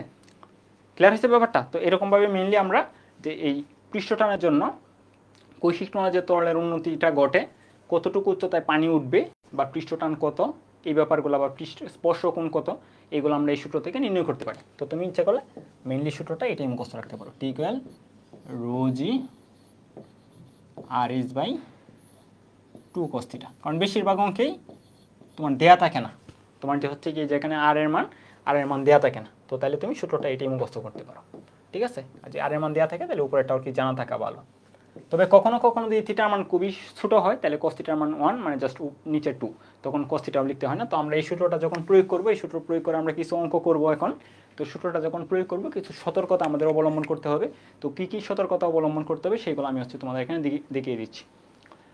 যে সকল তরল নলকে ভিজাবে তাদের ক্ষেত্রে যদি কোনো মান, ঠিক আছে, যদি কোণের মান এবং হচ্ছে এম মানে বর কোনটাই দেওয়া না থাকে, তো সেই ক্ষেত্রে আমরা কি করব, থিটার সমান 0 ধরে নেব। ধরো থিটার মান দেওয়া নেই, ঠিক আছে, বরের মানও দেওয়া নেই, থিটার মানও দেওয়া নেই, তো সেই ক্ষেত্রে আমরা কি করব, থিটার সমান 0 ধরে নেব। থিটার সমান 0, বড়ও দেওয়া নেই, কোণের মানও দেওয়া নেই। তবে এই ক্ষেত্রে কিন্তু আমরা বলতেছি কি ভিজাবে, যদি ভিজা আর কি, তখন থিটার মান 0। আর যদি এম দেওয়া থাকে, ঠিক আছে, এম যদি দেওয়া থাকে তাহলে আমরা এই যে সূত্রটা পড়ছি এম জি সমান 2 পাই আর টি cos থিটা। তোমাকে বললো এত বরের পানিকে সে কি করে রাখতে পারে, ধরে রাখতে পারে। তাহলে আমরা হচ্ছে এম জি সমান 2 পাই আর টি cos থিটা থেকে আমরা হচ্ছে ইচ্ছা করলে এই থিটার মানটা বের করতে পারি। যদি তরলকে না ভিজায়, ঠিক আছে, তরলকে যদি না ভিজায় আর কোণের মানও দেওয়া নেই, বরের মানও দেওয়া নেই, তখন থিটা আমরা সমান ধরে নেব কত, 135 ডিগ্রি, ঠিক আছে, 135 ডিগ্রি। আর যদি হচ্ছে তোমার আগের মতোই বরের মান দেওয়া থাকে তাহলে আমরা এই যে এম জি সমান 2 পাই আর টি cos থিটা দিয়ে আগে আমরা হচ্ছে কী করে ফেলবো, থিটার মানটা নির্ণয় করে ফেলবো। আর আমরা দেখলাম যে হচ্ছে এই যে সূত্রটা আমরা প্রমাণ করলাম, এটা হচ্ছে নলের ভিতর দিয়ে পানি উপরে উঠে গেছিল, এই ক্ষেত্রে আমরা হচ্ছে সূত্রটা প্রমাণ করছি। তবে সূত্রটা হচ্ছে তোমার যদি নলের ভিতর দিয়ে পানি ডেবে যায়, মানে হচ্ছে নিচে নেমে যায়, সেই ক্ষেত্রে ওই সূত্রটা হচ্ছে আমরা প্রয়োগ করতে পারি। তো সেই ক্ষেত্রে হচ্ছে আমাদের cos অনুপাতের যে মানটা, cos থিটার যে মানটুকু, cos থিটা এটা তোমার নেগেটিভ আসবে, কারণ আমরা তো জানি সেই ক্ষেত্রে তোমার কোণের যে ভ্যালুটা সেটা হচ্ছে তোমার হচ্ছে কি স্থূলকোণ হয়, মানে 90 থেকে বেশি হয়, তখন হচ্ছে থিটার মানটা হয় নেগেটিভ, ঠিক আছে, cos 120, হ্যাঁ নেগেটিভ হবে। ওকে, সেই ক্ষেত্রে হচ্ছে তোমার cos থিটার যে অনুপাতটা সেটা হবে নেগেটিভ, আবার এই সাইড যে মানটুকু সেই মানটুকু হবে তোমার নেগেটিভ। তো নেগেটিভই মিন করতেছে যে হচ্ছে নিচে নেমে গেছে, মানে হচ্ছে তরলের নিচের দিকে আর কি গমন করছে, বা হচ্ছে গিয়ে আমরা বলতে পারি যে পাইপের ভিতর দিয়ে তরলটা হচ্ছে গিয়ে কিছুটা ডেবে গেছে, ঠিক আছে, এই ঋণাত্মক মানটি আসলে এটা মিন করে, ঠিক আছে। তাহলে আমরা এই ব্যাপারগুলো মানে ফলো করে আমরা ম্যাথ করবো। তাহলে চলো আমরা একটা ম্যাথ দেখি। তো এখন হচ্ছে বেশিরভাগ ম্যাথই তোমরা পারবা আশা করি, আমি হয়তো একটা দুইটাই করে দেবো, কারণ আমি হচ্ছে আর 5 থেকে 10 মিনিটের মধ্যে শেষ করে দেবো, যেহেতু টাইম কম, হয়তো বেশি ম্যাথ করাও যাবে না। তো দেখো প্রথম ম্যাথটা, যে 3 মিলিমিটার এবং হচ্ছে 6 মিলিমিটার ব্যাস বিশিষ্ট দুইটি কৈশিক নলকে একটি পানির পাত্রে খারাপভাবে আংশিক ডুবিয়ে রাখলে নল দুটির ভিতর দিয়ে পানি উপরে উঠে যে দুটি তরল অবতল তরলের সৃষ্টি হয়, ঠিক আছে, উপরে উঠে এবং যে দুটি তরল অবতল তরলের সৃষ্টি হয় সেই তল দুটির মধ্যে উচ্চতার পার্থক্য কত, ঠিক আছে। কারণ ব্যাপারটা আমি তোমাকে কোশ্চেনটাকে তোমাকে বুঝিয়ে বলি ভালো করে। তো একটা পানির পাত্রে বা তরলের পাত্রে, কি পানি বলছে নাকি তরল, ও পানির পাত্রে, ওকে পানির পাত্রে, ওকে পানির পাত্রে। তো তুমি হচ্ছে এখানে দুইটা নল ডুবাইছো, তো একটা নল হচ্ছে গিয়ে এটা ছিল তরল দ্বারা পূর্ণ, পানি দ্বারা পূর্ণ। এখন তুমি হচ্ছে দুইটা নল ডুবাইছো, তাই না, দুইটা নলের কথা বলছে। এখন দুইটা নল হচ্ছে দুই রকম, একটা ধরো এরকম একটু বেশি চিকন, একটা একটু বেশি মোটা, ঠিক আছে। তো ডুবিয়ে রাখলে নল দুটির ভিতর দিয়ে পানি উপরে উঠে আসে। তো আমরা কিছুক্ষণ আগে দেখলাম যে পানি কতটুকু উচ্চতায় উঠবে, এই যে সূত্রটা আমরা এখানে দেখলাম। হ্যাঁ, এখানে যে উচ্চতার সাথে দেখো তো তোমার হচ্ছে আর এর যে সম্পর্কটা এটা কেমন, উচ্চতার সাথে তোমার আর এর সম্পর্ক, যে উচ্চতা এস আর আরটাকে যদি আমি এই পাশে নিয়ে আসি তাহলে আরটা কিন্তু নিচে চলে আসবে। তাহলে উচ্চতার সাথে তোমার আর এর যে সম্পর্ক এটা কিন্তু ব্যস্তানুপাতিক। এটা কেমন সম্পর্ক, ব্যস্তানুপাতিক। উচ্চতার সাথে তোমার আর এর সম্পর্কটা ব্যস্তানুপাতিক। তাহলে আমরা এখান থেকে বুঝতে পারলাম যে চিকন যে নল এখানে পানি একটু বেশি উপরে উঠবে, চিকন নলটায় পানি একটু বেশি উপরে উঠবে, ধরো এই পর্যন্ত উঠছে, এটাকে আমি নাম দিলাম হচ্ছে S1, ঠিক আছে। আর এই নলটায় কিন্তু পানি এত উচ্চতায় উঠবে না, ধরো একটু কম উচ্চতায় উঠবে, তো এটাকে আমরা নাম দিলাম ধরো H2। তাহলে এই যে পার্থক্যটাই তোমাকে বের করতে বলছে, যে এখানে পানি উচ্চতায় উঠছে, এখানে পানি উচ্চতায় উঠছে, তাহলে এটাকে যদি বরাবর নিয়ে যাই তাহলে এই যে এখানে কিন্তু একটা উচ্চতার পার্থক্য আছে, এই উচ্চতার পার্থক্যটাই তোমাকে বের করতে বলছে। তো ঠিক আছে, তো আমরা এখানে কি করব, চিকন ফোটার জন্য, ঠিক আছে, চিকন যে নলটা এই নলের জন্য আমি ধরলাম হচ্ছে H1। তাহলে H1 সমান হচ্ছে তোমার, তাহলে H1 যেটা H1 সমান তোমার, আমরা চলো একদম এই সূত্রটা প্রয়োগ করে ফেলি।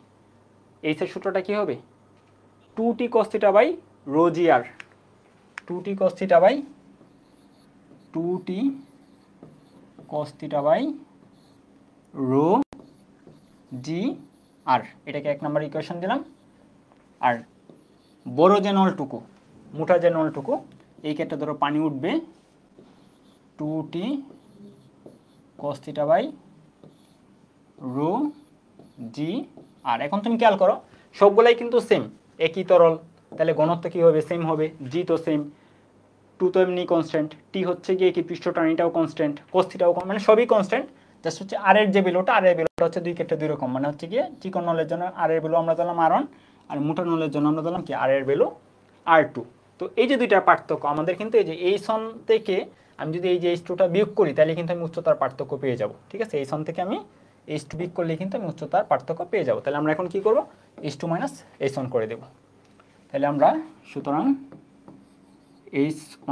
H1টা বেশি ছিল, ঠিক আছে, যেহেতু আমরা এটা চিকন নল বলছি, তাহলে এখানে H1টা কিন্তু বেশি আর H2টা কিন্তু কম, তাহলে আমরা H1 মাইনাস H2 করে দেব। তাহলে এটা দিয়ে আমরা করি, জাস্ট এখানে বিয়োগ করবো আর কি। তাহলে 2t cos theta by rho G, এটা কিন্তু কমন নিয়ে নিতে পারি। 2t cos theta, আমি একটু দ্রুত করতেছি, তোমরা আশা করি এখন বুঝবা, কারণ এটা জাস্ট হচ্ছে সরলীকরণ। 2t cos theta by rho জি, আর আমরা বিয়োগ করে দেব কমন নিয়ে, ওই যে বিয়োগ করে দেব 1/r1 minus 1/r2, 1/r1 minus 1/r2, ঠিক আছে। তাহলে তো আমাদের হয়ে গেল। তো এখানে জাস্ট তুমি মান বসিয়ে দিবা, আমি এখন আর মান বসাবো না। তুমি 2 এর মান দেওয়া আছে, 2 তো এমনিতেই 2, পৃষ্ঠটানের মান দেওয়া আছে, স্পর্শকোণের মানও দেওয়া আছে, তাই না? মান কি দেওয়া আছে? যদি না দেওয়া থাকে তাহলে হচ্ছে স্পর্শকোণ 0, তো বলি দেওয়া আছে 0। যদি মান দেওয়া নাও থাকতো তাহলে তুমি কি করতা? 0ই ধরে নিতা, যেহেতু হচ্ছে তোমাকে বলছে তরলকে ভিজায়, ঠিক আছে। আংশিক ডুবিয়ে রাখলে দুটির ভিতর দিয়ে কোথাও বলে দিছিল হয়তো যে হচ্ছে ভিজায়। তো যাই হোক, যদি হচ্ছে এরকম ভিজায় দেওয়া থাকে আর উপরে উঠে আসে, ঠিক আছে, পানি উপরে উঠে আসে, এখানে তোমাকে বলে দিচ্ছে পানি উপরে উঠে আসে, তাহলে পানি উপরে ওঠার জন্য মেন শর্ত কি? ভিজাতে হবে। যদি না ভিজায় তাহলে কিন্তু পানি উপরে উঠবে না, যদি হচ্ছে না ভিজায় তাহলে হচ্ছে পানি ডেবে যাবে, আর যদি ভিজায় তাহলে হচ্ছে পানি উপরে উঠবে। তাহলে তুমি এখান থেকে বুঝতে পারো যে হচ্ছে আসলে এখানে পানি ভিজাচ্ছে, ঠিক আছে, পানি ওই নলটাকে ভিজাচ্ছে। সেই ক্ষেত্রে তোমাকে যদি স্পর্শকোণ দেওয়া নাও থাকতো তাহলে কিন্তু আমরা হচ্ছে 0 ধরে নিতে পারতাম। তো এখানে দেওয়া আছে হচ্ছে 0, আর তোলে যে ঘনত্ব, পৃষ্ঠটান, ঠিক আছে, পৃষ্ঠটান দেওয়া আছে, ঘনত্ব দেওয়া আছে, সবই দেওয়া আছে। তোমার এই কোয়েশনটা বইতে 5 আসছে। তো জাস্ট হচ্ছে মান বসিয়ে দাও, টি বসিয়ে দাও, cos থিটা বসিয়ে দাও। cos থিটার মান এখানে হচ্ছে জাস্ট 1ই হবে, কারণ থিটার মান যেহেতু 0, তো কাজ হয়ে যাবে, ঠিক আছে। আর এইগুলা কিন্তু তুমি মিলিমিটার যেটা, এটাকে হচ্ছে মিটারে নিয়ে নিবা। যে এখানে মিলিমিটারে নাও মানে মিটার যদি নাও সমস্যা নেই, কারণ অ্যান্সারটা লাস্টে যেটা আসবে এটা হচ্ছে তোমার মিলিমিটার ইউনিটেই আসবে, ঠিক আছে। তুমি যদি হচ্ছে এটা মিটারে নাও তাহলে অ্যান্সারটা মিটারে আসবে, আর যদি হচ্ছে কি মিলিমিটারে রাখো তাহলে হচ্ছে কি অ্যান্সারটা মিলিমিটারে আসবে। ওকে, তাহলে চলো আমরা পরবর্তী আরেকটা কোয়েশন দেখি। বলছে এত পৃষ্ঠটান, আমি তোমাদের জাস্ট হচ্ছে একটু আইডিয়া দেবো যে কোয়েশনটা তুমি কীভাবে সলভ করবা, ঠিক আছে, কারণ আমাদের মানে ক্লাসটাকে আর বড় করা যাবে না, এর জন্য অনেক বেশি দুঃখিত, মানে কনসেপ্ট আলোচনা করতে গিয়ে হয়তো বেশি টাইম চলে গেছে। ওকে, তোমাকে বলছে 0.07 নিউটন পার মিটার পৃষ্ঠটান বিশিষ্ট কোনো তরলে 2 মিলিমিটার ব্যাসের একটি কৈশিক নল ডুবালে উন্নীত তরলের ভর কত, ঠিক আছে, তরলের ঘনত্ব দেওয়া আছে, স্পর্শকোণ এত, তাহলে তরল কতটুকু উঠছে সেটার ভর তোমাকে নির্ণয় করতে বলছে। তাহলে আমাদের জন্য বরের থেকেই কিন্তু আমাদের ফাইনালি সূত্রটা কি নিয়ে আসছি? প্রমাণ করে আসছি। তাহলে হচ্ছে বরের জন্য সূত্রটা ছিল টি বা 2πrটাকে আগে লিখছিলাম 2πr টি cos থিটা, এটা ছিল হচ্ছে তোমার পৃষ্ঠটানজনিত বলের উল্লম্ব উপাংশ, সমান হচ্ছে তোমার কি mg। তাহলে এখান থেকে তুমি জাস্ট হচ্ছে কি m এর মান বের করবা। 2πr হচ্ছে তোমার ওই যে ব্যাস দেয়া আছে এখানে, তুমি ব্যাসার্ধতে কনভার্ট করে 2πr মানে পরিধি, টি হচ্ছে পৃষ্ঠটান, cos থিটার মান দেয়া আছে স্পর্শকোণ 30 ডিগ্রি, আর পানি কিন্তু এখানে উপরে উঠবে, ঠিক আছে, তোমাকে বলেই দিচ্ছে যে উপরে উঠছে। আর যদি এখানে কোণের মান দেওয়া না থাকতো, কোণের মান তুমি 0 ধরতে আর কি, সমান হচ্ছে mg। ওকে, কাজ শেষ। তোমাকে বলতে একটি ইউনলের দুই বাহুর ব্যাস যথাক্রমে এত এবং এত, নলটি আংশিকভাবে পানি পূর্ণ করে খারাপভাবে ধরা হলো, পানির পৃষ্ঠটান এত, নলের দুই বাহুতে পানির লেভেলের পার্থক্য কত। তার মানে যে এটা এই অঙ্কের মতো, এই যে এই অঙ্কে যেরকম হচ্ছে আমরা নল ডুবাইছিলাম, ঠিক আছে, পানির পাঠে নল ডুবাইছিলাম, চিকন নলে পানি বেশি উঠছিল আর মোটা নলে পানি কম উঠছিল, এই উচ্চতার পার্থক্য চাওয়া হয়েছিল। এখানে হচ্ছে আমাদের সেম ঘটনা, যে হচ্ছে কি ধরো এরকম একটা আর কি, আমরা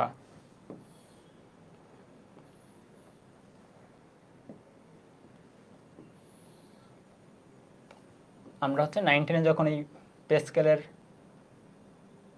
অধ্যায়টা ছিল, ওইখানে হচ্ছে গিয়ে বল বৃদ্ধিকরণ নীতি পড়ছিলাম, তাই না? একটা ছিল তোমার এই যে এরকম চিকন পিস্টন, এটা ছিল তোমার কি মোটা পিস্টন, এই যে এরকম ছিল, এরকম একটা ছিল না?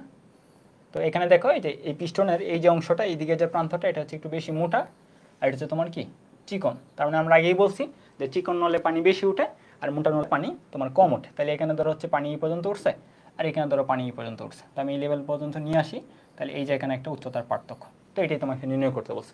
সেম টু সেম প্রথম অঙ্কটার মতো আমরা হচ্ছে যে H1 মাইনাস H2 করবো। চিকনটাকে তুমি ধরতে পারো হচ্ছে H1, মোটাটাকে ধরতে পারো তুমি H2, ঠিক আছে? তার মানে আগের মতোই H1 মাইনাস H2 করলা, করে ওই যে তুমি হচ্ছে গিয়ে 2t cos θ ছিল, 2t cos θ by rho G into 1 minus r1, r2টা আগে আসবে হয়তো, H1 r1 মাইনাস হচ্ছে 1 বাই r2। আচ্ছা এটা তো বড়, তাই না? হ্যাঁ ঠিকই আছে, 1 by r1 minus 1 by r2। ওকে, আমরা H1 আগে লিখছি, r1 আগে। ওকে, তাহলে চলো আমরা পরবর্তীটা দেখি। তো এখন এই সবগুলো আর কি এখন তুমি নিজে করবা, আমি দেখি তোমাকে আরও কিছু আইডিয়া দেওয়া যায় কিনা। একটি কৈশিক নলের ভিতর পানি এত ঊর্ধ্বে উঠে, তাহলে পানি উপরে উঠে, এটা কিন্তু তোমাকে বলছে। তাহলে উপরে উঠে এই কথাটা মানে হচ্ছে কি যে তরল ওই তোমার নলটাকে ভিজায়, আর যদি ভিজায় আর বরের মান দেওয়া না থাকে তাহলে থিটার মান 0 আমরা ধরতে পারি। তো এখানে বলেই দিছে যে পানির স্পর্শকোণ 0, মানে তোমাকে যদি দেওয়া না থাকতো আর কি, তাহলে আমরা এই কাজটা করতাম, ঠিক আছে? তো এখানে বলছে এত ঊর্ধ্বে উঠে একটি নলে, একই নলে মানে নলের এখানে যে ব্যাসার্ধটা আমরা হচ্ছে ইউজ করি, এই ব্যাসার্ধটা এখানে দেওয়া নেই, মানে আর দেওয়া নেই, আর মিসিং। একই নলে পারদ পৃষ্ঠ এত অবনমিত হয়, মানে পারদ নিচে নেমে যায় আর হচ্ছে পানি উপরে ওঠে। পারদের পৃষ্ঠটা নির্ণয় করো যখন পানির পৃষ্ঠটা এত, মানে তাহলে দেখো এখানে কিন্তু আমাদের একটা ইনফরমেশন টোটালি মিসিং, মানে আর এর মানটুকু একদম টোটালি দেওয়া নেই। তো একটা ব্যাপার মাথায় রাখবা, এই ক্ষেত্রে তুমি হচ্ছে অঙ্কটা 2 ধাপে করতে পারো। একটা হচ্ছে তুমি আর এর মানটা আগে নির্ণয় করবা যে পানি কতটুকু উপরে উঠছে, এই যে পানি এতটুকু উপরে উঠছে, তাহলে পানি থেকে পানির যে ইনফরমেশনটা, এই ইনফরমেশন থেকে T equal rho G R S by 2 cos θ। পানির জন্য কিন্তু সবই দেওয়া আছে, এখান থেকে আগে আর এর মানটুকু বের করবা। যেহেতু আর এর মানটা দেওয়া ছিল না, তাহলে প্রথম যে কাজটা করবা সেটা হচ্ছে এখান থেকে আর এর মানটুকু নির্ণয় করবা। আমি যেহেতু অঙ্ক করতেছি না, তোমাদের সবই বুঝিয়ে দিচ্ছি। তাহলে এই পানির জন্য পানির যে পৃষ্ঠটান, এখান থেকে রো দেওয়া আছে, তারপর হচ্ছে জি দেওয়া আছে, এস আছে, তারপর হচ্ছে cos θ দেওয়া আছে, মানে সবই দেওয়া আছে, এখান থেকে আর এর মানটা বের করো। তারপরে পারদের জন্য টি মার্কারি সমান হচ্ছে কি সেমভাবে rho G R S by 2 cos θ, ঠিক আছে? তাহলে দ্বিতীয় ক্ষেত্রে পারদের স্পর্শকোণ দেওয়া আছে, আরও তো তুমি পেয়ে গেছো, আগের অঙ্কে যে আর পেয়ে গেছো, আর বসিয়ে দিলা। তাহলে পারদ কতটুকু অবনমিত হয়, পারদ নলে পৃষ্ঠ এত মিটার অবনমিত হয়, তাহলে কতটুকু অবনমিত হয় এটাও দেওয়া আছে। তো এখান থেকে তুমি হচ্ছে এখন পারদের পৃষ্ঠটান বের করে ফেলতে পারবা। পারদের পৃষ্ঠটানই তো চাওয়া হয়েছে, তাই না? এত হলে হ্যাঁ, পারদের পৃষ্ঠটান নির্ণয় করো, তো এটা নির্ণয় করতে বলছে। আর তোমাকে যদি এরকমভাবে যদি হচ্ছে টাইম বেশি লাগে, একটা ব্যাপার মাথায় রাখবা যে সব ইনফরমেশন দেওয়া নেই বা একটা দুইটা ইনফরমেশন মিসিং। তো এই ক্ষেত্রগুলোতে তুমি হচ্ছে কি অনুপাত করবা। ধরো টি ওয়াটারের জন্য একটা তুমি হচ্ছে কি ইকুয়েশন দিলা, আর হচ্ছে পারদের পৃষ্ঠটানের জন্য তুমি কি দিলা, আরেকটা ইকুয়েশন দিলা। তারপর তুমি দুইটা ইকুয়েশন ভাগ দিলে তুমি দেখতে যে আর এর মানটা যে মিসিং, মানে আর এর মানটা যেখানে দেওয়া নেই, আমরা প্রথম ধাপে আগের আর এর মানটা নির্ণয় করলাম, এই আর এর মানটা অনুপাত করলেই কাটাকাটি চলে যেত, আর অনেকগুলোই কাটাকাটি চলে যেত, ঠিক আছে? তো কাটাকাটি যাওয়ার পর তুমি ফাইনালি মানে আরও ইজিলি করে ফেলতে পারতো, আর কি অ্যাডমিশন টেস্টটা ইজিলি করতে পারতো। ওকে, আচ্ছা তো এখানে দেখো এই কোয়েশনটা কি বলছে, এত বেশি ছিদ্রযুক্ত একটি কৈশিক নল এত পৃষ্ঠটানযুক্ত তরলের মধ্যে খারাপভাবে ডুবানো আছে, তরলের ঘনত্ব হচ্ছে এত এবং তার নলকে ভিজায়। এই কথাটা দ্বারা কি বোঝাচ্ছে? এই কথাটা তোমাকে বোঝাচ্ছে যে তরল এখানে উপরে উঠবে, মানে এইচ এর মান যেটা এটা হচ্ছে পজিটিভ হবে, মানে হচ্ছে নলের ভিতর দিয়ে তরল উপরে উঠে যাবে। নলের ভিতর তরল কত উচ্চতা পর্যন্ত উঠবে সেটা নির্ণয় করো। তার মানে এখানে হচ্ছে কি এইচ বের করতে বলছে। তাহলে এইচ বের করার জন্য তোমার কি লাগে, টি এর সূত্র হচ্ছে গিয়ে rho G R S by 2 cos θ। তাহলে এখান থেকে আমরা কি নির্ণয় করব, এখান থেকে হচ্ছে আমরা নির্ণয় করব এইচ এর মান। তাহলে এইচ সমান হচ্ছে তোমার 2t cos θ বাই হচ্ছে তোমার রো জি আর, তাই না? আমাদের এইচ বের করতে বলছে, তাহলে রো জি আর এস, এখানে তো একটু ভুল লিখছি, রো জি আর এস, ঠিক আছে? রো জি আর এস, রো জি আর এস। তাহলে আমাদের যেহেতু এইচ এর মান বের করতে হবে, তাহলে রো জি আর রো জি আর। তাহলে দেখো সব মানে হয়তো দেয়া থাকার কথা। তোমার হচ্ছে পৃষ্ঠটান দরকার, তাহলে পৃষ্ঠটান এত পৃষ্ঠটান যুক্ত, তাহলে পৃষ্ঠটান তোমার দেয়া আছে, প্রথমটা শেষ। থিটা তোমাকে বলছে তরলকে ভিজায়, স্পর্শকোণ কি দেয়া আছে? স্পর্শকোণ দেয়া নেই। তাহলে যেহেতু হচ্ছে কি তরলকে ভিজায়, তোমার হচ্ছে কি স্পর্শকোণও দেয়া নেই, আবার হচ্ছে কত বর সেটাও তোমার দেয়া নেই। তাহলে আমাদের থিটার মান এখানে 0 ডিগ্রি। তাহলে হচ্ছে তোমার এখানে থিটার মান 0 বসিয়ে দিবা, মানে cos থিটার মান 1 হয়ে যাবে, আর লিখতে হবে না। রো মানে ঘনত্ব দেয়া আছে 800 কেজি পার মিটার কিউব, জি তো 9.8, আর হচ্ছে তোমাকে বলে দিচ্ছে ব্যাসের ছিদ্রযুক্ত এত মিলিমিটার। তাহলে এটাকে তোমার জাস্ট হচ্ছে মিটার নিয়ে বসিয়ে দিবা, তার মানে জাস্ট মান বসাবা, অঙ্ক হয়ে যাবে, আর কোনো কিছুই না। ঠিক আছে, ক্লিয়ার হচ্ছে ব্যাপারটা? ওকে, তাহলে হচ্ছে কি আমাদের এই অঙ্কটা আমরা করছিলাম। ওকে, আরও 2টা ম্যাথ বাকি আছে, সমস্যা নেই। এই ম্যাথটা আমরা হচ্ছে গিয়ে কত নাম্বার লেকচারে করছি, 2-3টা লেকচার আগে পড়ছিলাম। তো এটা হচ্ছে তোমাদের আবার হোমওয়ার্ক, কারণ এটা হচ্ছে এই ম্যাথটা লেকচার 10-এ হয়তো আমি আলোচনা করছি। ঠিক আছে, তো এটা আমি আর নতুন করে আলোচনা করব না। ওইখানে হচ্ছে কি 6টা হচ্ছে কি তার পা ছিল, 6টা পাকে বলটা ডিস্ট্রিবিউট করে দিবা, টোটাল বলটা হচ্ছে 6 ভাগে ভাগ হয়ে যাবে। তারপরে হচ্ছে ওই যে আমরা আজকের যে কনসেপ্ট, এই কনসেপ্টে অ্যাকচুয়ালি ইউজ করব। ওই দিনে হচ্ছে কি তখন আমাদের স্পর্শকোণ যেটা, এটা সম্পর্কে আইডিয়া ছিল না, তারপরে আমরা হচ্ছে আলোচনা করে দিয়েছিলাম, ম্যাথটা করে দিছি। তো আজকের ক্লাসটা করে তুমি যদি আবার ওই 2 ক্লাস আগে ব্যাক করো, তাহলে তখন বুঝে যাবা।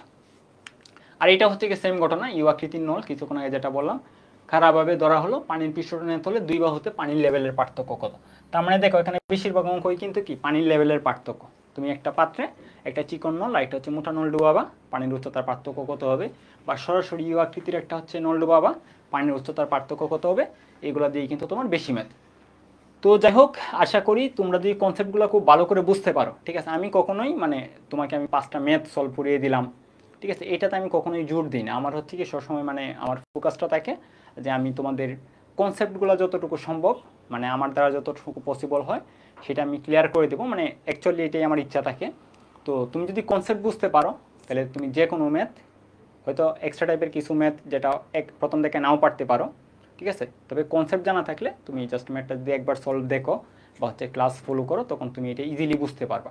আর এখানে যে স্লাইডে যে ম্যাথগুলো আছে, এই ম্যাথগুলো মেইনলি হচ্ছে কি ওই রকম কঠিনও না, জাস্ট কনসেপ্টটা হচ্ছে তুমি দেখছো, বা ক্লাসটা হচ্ছে তুমি দেখছো, দেখার পরে এখন তুমি যদি চেষ্টা করো, আমি একদম শেষ পর্যন্ত কোন সূত্র প্রয়োগ করবা বা কী কনসেপ্ট প্রয়োগ করবা সেটা বলে দিছি, জাস্ট এখন সূত্র বসিয়ে মান নির্ণয় করবা, বা কখনো কখনো যখন উচ্চতার পার্থক্য চাওয়া হয়েছে তখন 2টা মান বিয়োগ করবা। তো এই আর কি।